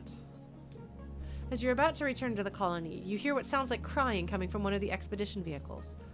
You pull back the tarp that keeps it from being blanketed with fungal spores and find Dis curled up in the cabin. He wipes his eyes and turns away. Go away, he mutters. So you either say, are you okay? Or, what's up, crybaby? Or say, are you okay? I'm fine. Dis sniffles. Just leave me alone. This is a great hiding place. Coming in. I have high persuasion. Let's see how this goes. Oh, wow. You pull back the tarp and slide into the cabin of the vehicle. Dis continues to cry, but softer now, as if he's trying to stop but can't quite manage it. His lower lip trembles. You're lucky you have family who cares about you, he sniffles. My mom is gone, and my sister thinks I'm stupid. Dis is quiet for a long time, almost long enough that you begin to consider actually leaving him alone. Just before you do, though, he speaks. I'm never going to go back to class, he says. I hate being around other people, and I hate doing schoolwork, and I double hate it when the teacher asks me questions. I'm not Tange. I don't know stuff like she does. Dis kicks at the console of the vehicle a few times. Bang, bang, bang. That's not good. Then bursts out into tears again, pulling at his hair. I'm just dumb, okay? People ask me questions and I freeze up and I say something stupid, and then everyone laughs at me, even Tange. I hate being put on the spot, too. Tange laughs the hardest, Dis sobs. She's embarrassed by me. I know she is. Today she just told me people would like me more if I stopped being so sensitive and immature. I can either say she's kind of right, or we need folks who use their hearts too. I'm gonna tell him that. Haha. This turns away from you. I'm gonna load. I'm sorry. I'm gonna load this one.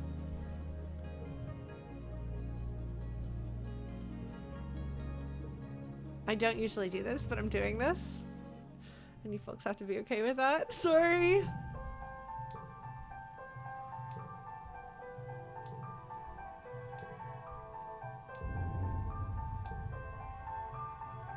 See what happens if I say she's kind of right. I don't think there's a way that I can win this one. Yeah. Okay, no. That's wrong. There is no winning. Okay, hold on. We're gonna try again then and go back to the thing that I just, the one that, my first answer.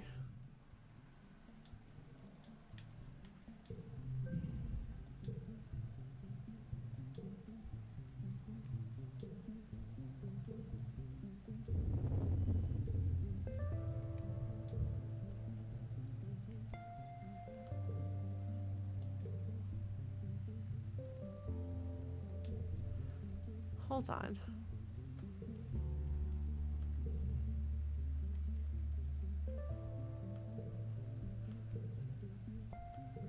Because I think it... Yes.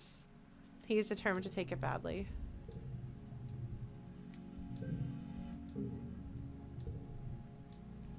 I think that there's nothing I can do but do badly.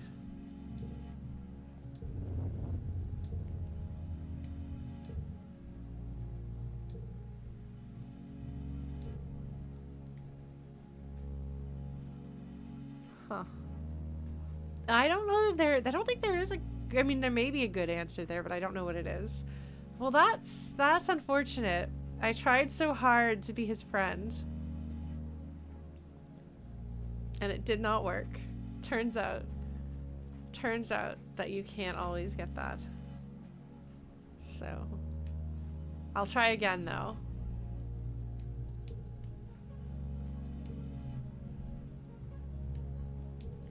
Yeah. Some people cannot be won over. Sometimes there is no right thing to say. Well, I will try to get him some friends with me eventually. I'm gonna keep trying. I'm gonna make that kid be my friend. I actually don't know if I will be able to succeed or not, but okay, so well, my bravery is now at, hold on. If we're gonna gameplay here, my bravery is at 21, which is good. My toughness is not great. My perception is not very good. My combat and animals, my perception, combat, and animals are non-existent. I don't know how to get better at empathy. I think that's probably got to do with picking answers and stuff. I could try organizing. I don't know if that'll accomplish anything for me though. You know what? Let's just go play more Flute. I don't know what else to do, so I'm gonna go play more Flute. And then I was gonna go up onto the walls, actually. Maybe we'll go onto the walls. And then we'll play Flute during the glow. How does that sound? We'll relax on the walls with Dis, and he probably won't like me. That's fine. Shall we do it? Let's do that. Relax on the walls. You're sitting on a corner of the walls when you notice something unusual. It's Dis. He's crawling out through a drainage pipe in the wall and sneaking out. You watch him carefully slide the heavy metal grate back into place behind him, then disappear into the nearby trees. What do? I can either... I've now unlocked Sneak Out in Expeditions. I can call security, he might be in danger, or leave him be, I'm no snitch. I'm gonna leave him be, because this is not the Lauren answer. This is the Solana answer. She wants to be friends with him, and if she turns him in... Like, if she doesn't turn him in, he might die. But Solana is worried that if she turns him in, he's gonna hate her forever. She already thinks he hates her forever, and she wants to be friends with him. Well, that's just none of your business, is it? You make a note of where Dis came out, just in case you decide you'd like to sneak out on your own one day, too.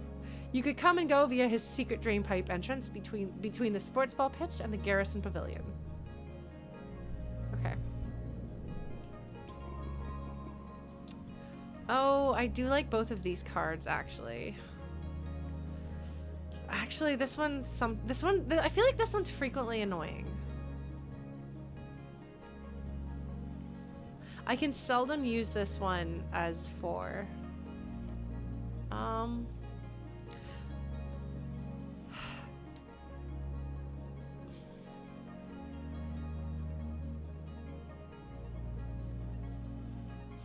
Yeah, no, I think I'm going to keep those. Those are interesting cards. Yes, we'll keep my memories. It's glow. What shall we do during glow? Anemone has nothing to say. That's new. I could sneak out right now. Dis pokes a glowing bauble bud with his toe. The seed head snaps free and drifts up into the dark of glow, slowly breaking up into little luminescent specks. Make a wish, he says. I can dare you to go into a restricted area. Oh my god. I don't know that that's a good... I don't know that friendship with him is a good idea. Yeah. No, Jellyfish Lightning, I was joking when I was saying that I could go out there and do that. I guess I could give him this, because he doesn't really care about a lot of things, but I'm trying to make him my friend again. Let's give him the crystal cluster. Sweet. Yeah, no, Solana is not in a rebellious state of mind like that. Your mom gives you a stern look. Be careful, she warns you. Now that we know for a fact it isn't safe out there during glow, I won't have you venturing close to the walls. Stay where I can see you, close to the ship. What should I do? I guess I could go play flute. I can be a good girl. I can go play flute. Let's go play flute, shall we?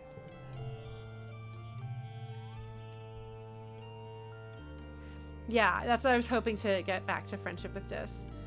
Alright, practice photophonor. You practice in your quarters, trying not to bother anyone. In between practicing, you watch holo videos and take naps. It's a pretty relaxing experience, except for the fact that you don't seem to be getting any better at the photophonor. Maybe you should get out of bed. You're starting to go flat on one side. Random card locked in one side. Okay.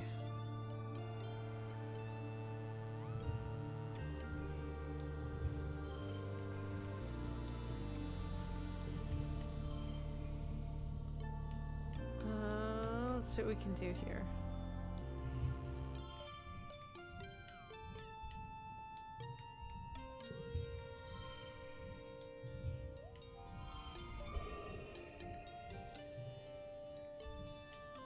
Yeah, no, that's fine.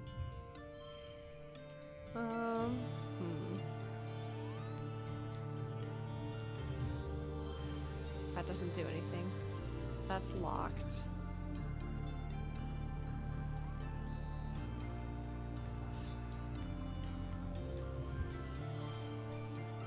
How is that? How is that higher? How is that higher?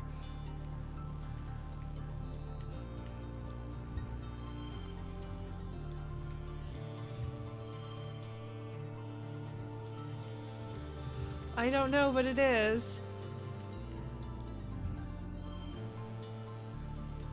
Yeah, 5 of a kind is pretty good, huh?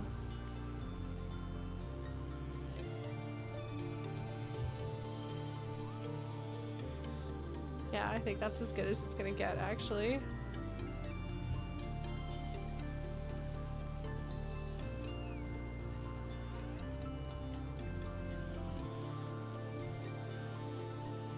Yeah.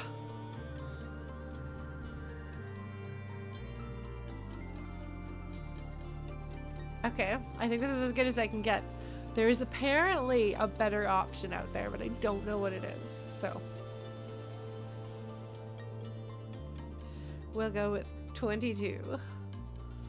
It's not a super win, but you can't get super wins every time. My creativity. Oh, I got my next creativity thing. I don't know what it is, but I got it. We'll take a look at that. Kudos, bravery. 2 data points form a line, but 3 is a pattern. The colony has been on high alert all glow, hoping that the creatures from beyond the wall don't return for a 3rd year in a row. Surveyors keep reporting that they're seeing unusual animal activity. Even the plants seem different, they say. And new tracks that must have been left by creatures larger and heavier than you've ever seen. You and the other colonists drill evacuation plans. You're in engineering when you hear the sirens ring through the colony. You cover your ears against the noise and make your way to the nearby classroom. This is one of the assembly points, so you should be safe there, but it wasn't so safe last year for Professor Hall. What if another creature gets in? Congruence, the new teacher, is just a face on a computer screen. She can't protect anyone. Congruence flickers cheerfully. Please stay calm, children, she says. The defense squad is already en route to the creatures. This should be all over soon. You've been told this before. As the sirens continue, you're faced with a choice. Stay put or leave. Am I actually brave enough to go outside and be utterly useless? I have no useful skills for this, folks. But they make a point. You've been told this before.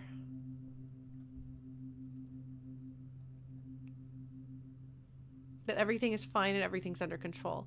It is clear that they cannot be trusted. You cannot trust them. They will not tell you the truth. I really want to know what's out there. I don't know if Solana has gotten braver. She distrusts the adults. Although I think she wants to sneak out and see for herself that they're telling the truth. I think she wants to prove to herself that she can trust them, that things are okay. So she's going out there to prove to herself that everything that her parents have been telling her and everything that the adults have been telling her is correct. That she can trust them. That Tange and Dis are incorrect when they say we can't trust the adults to protect us. She wants to be... She's afraid she doesn't trust them, and she wants to be proven wrong on that. So we're going to leave and see what happens.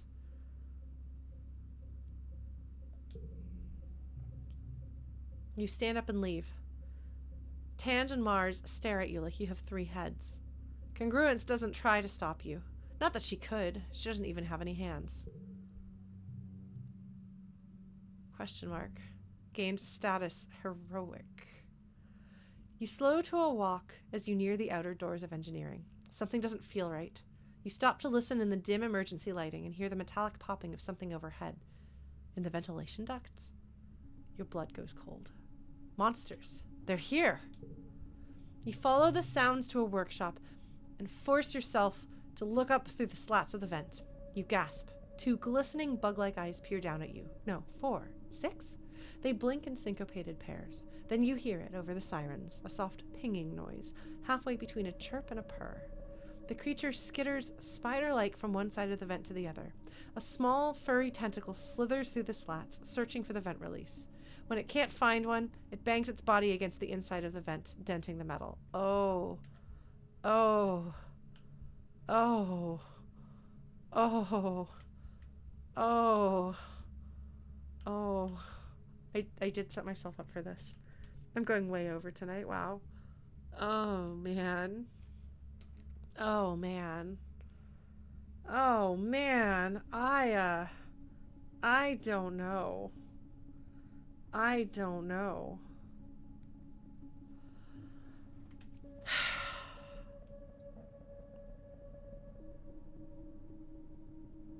They said everything was under control, that a monster was coming for us.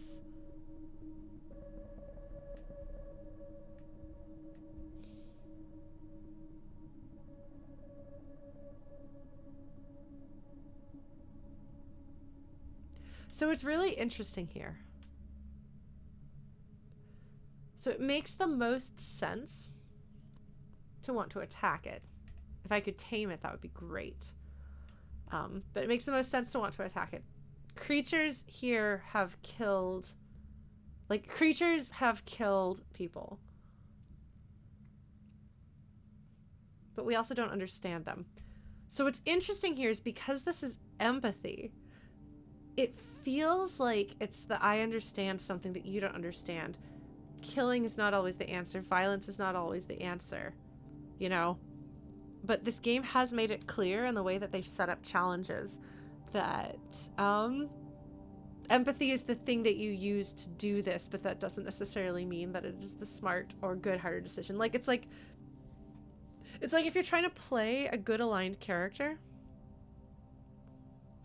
then if you're able to unlock the option that uses the good aligned stats or skills or strengths or whatever, that's the correct answer. I don't think this is going to be the correct answer.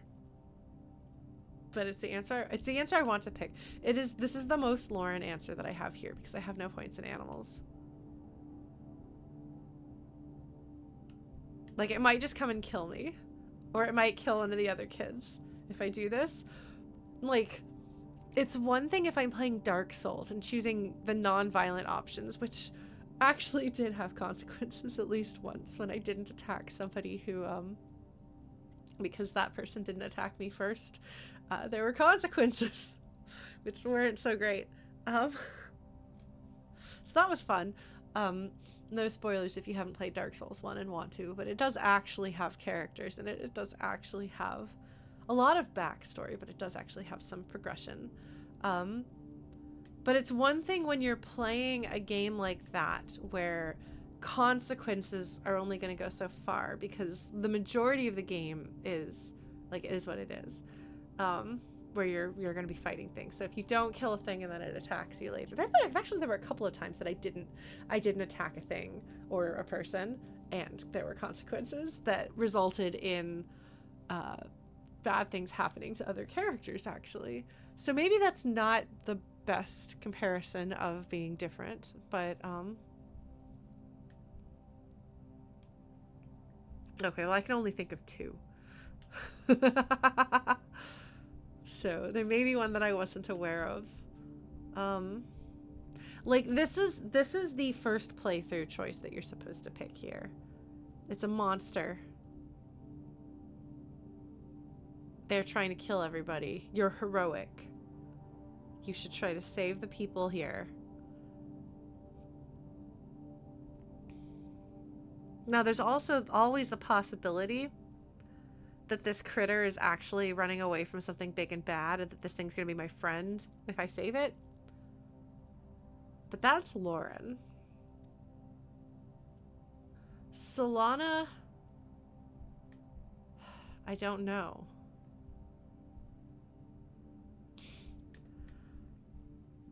Solana knows that her dad likes animals. Solana wants to understand things better. She has a scientific mind, and she has a wild imagination. So she might have imagined. She might be able to imagine a possibility of this creature becoming her friend. She might have this wild idea that if I let this creature out, and I could befriend it. And then it's going to help me fight the big bad monsters. And I'm going to be a hero to its kind and to our people, and everyone's going to love me.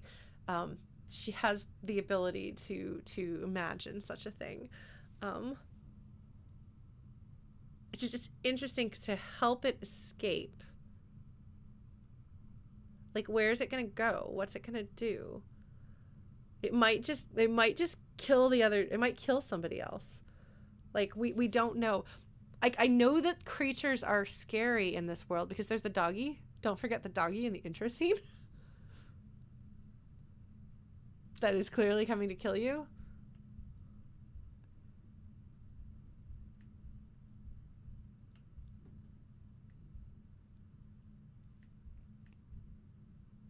It's interesting because Try to Scare It Away is the one that doesn't have an associated ability. Now I'm like, oh, I've only had points in animals. But I have been hyper-focusing, and I'm going to get myself killed. This would be her as an idealist, as a dreamer. Attacking it makes sense. It really does, but Solana's not a fighter. She has no skills in fighting.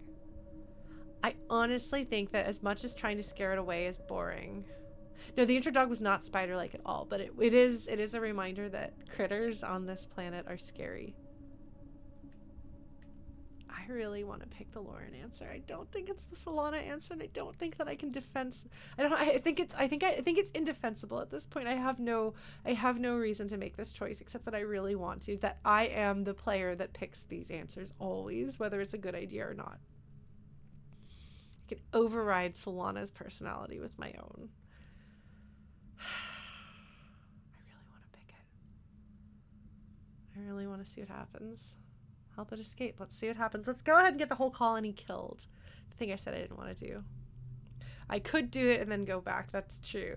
I could do it and load my save and stay in like a good little girl, and all of this could be a fever dream. The game has allowed for that to be canon.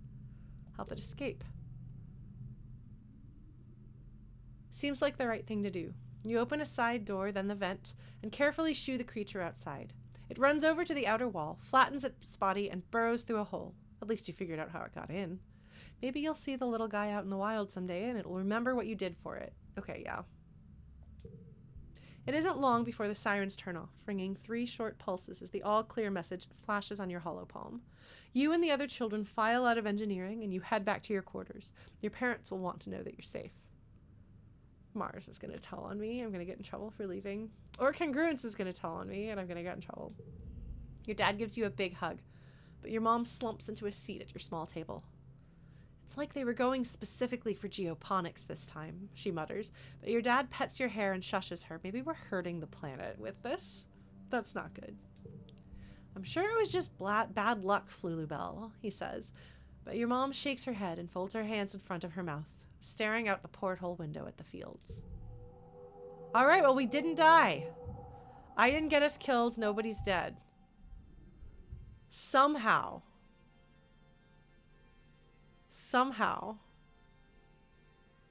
Got a little bit more rebellious. Made a little bit more friends with everybody and a lot more friends with Tangent.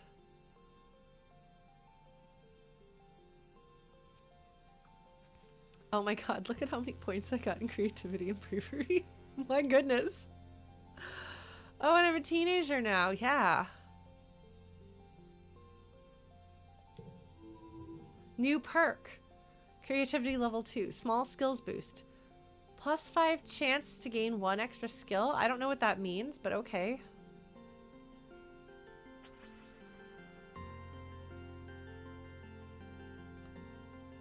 I also have the heroic. You're still pumped from the last attack.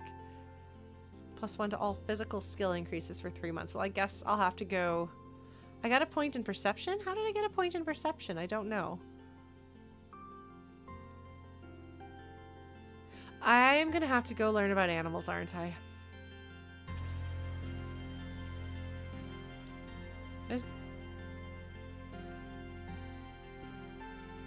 Well. I will be a teenage exocolonist.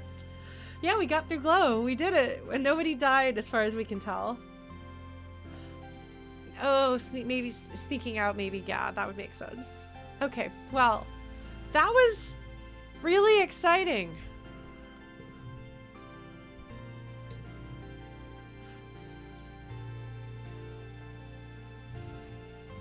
I think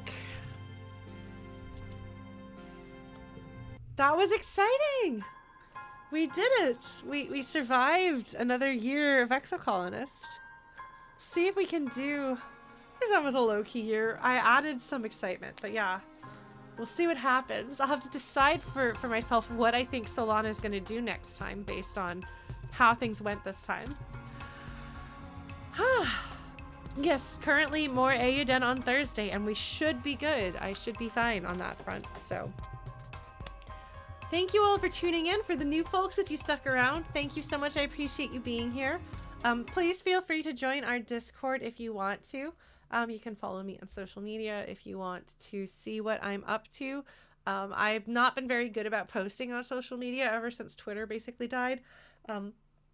But yeah, posted up about the Earthbound anniversary.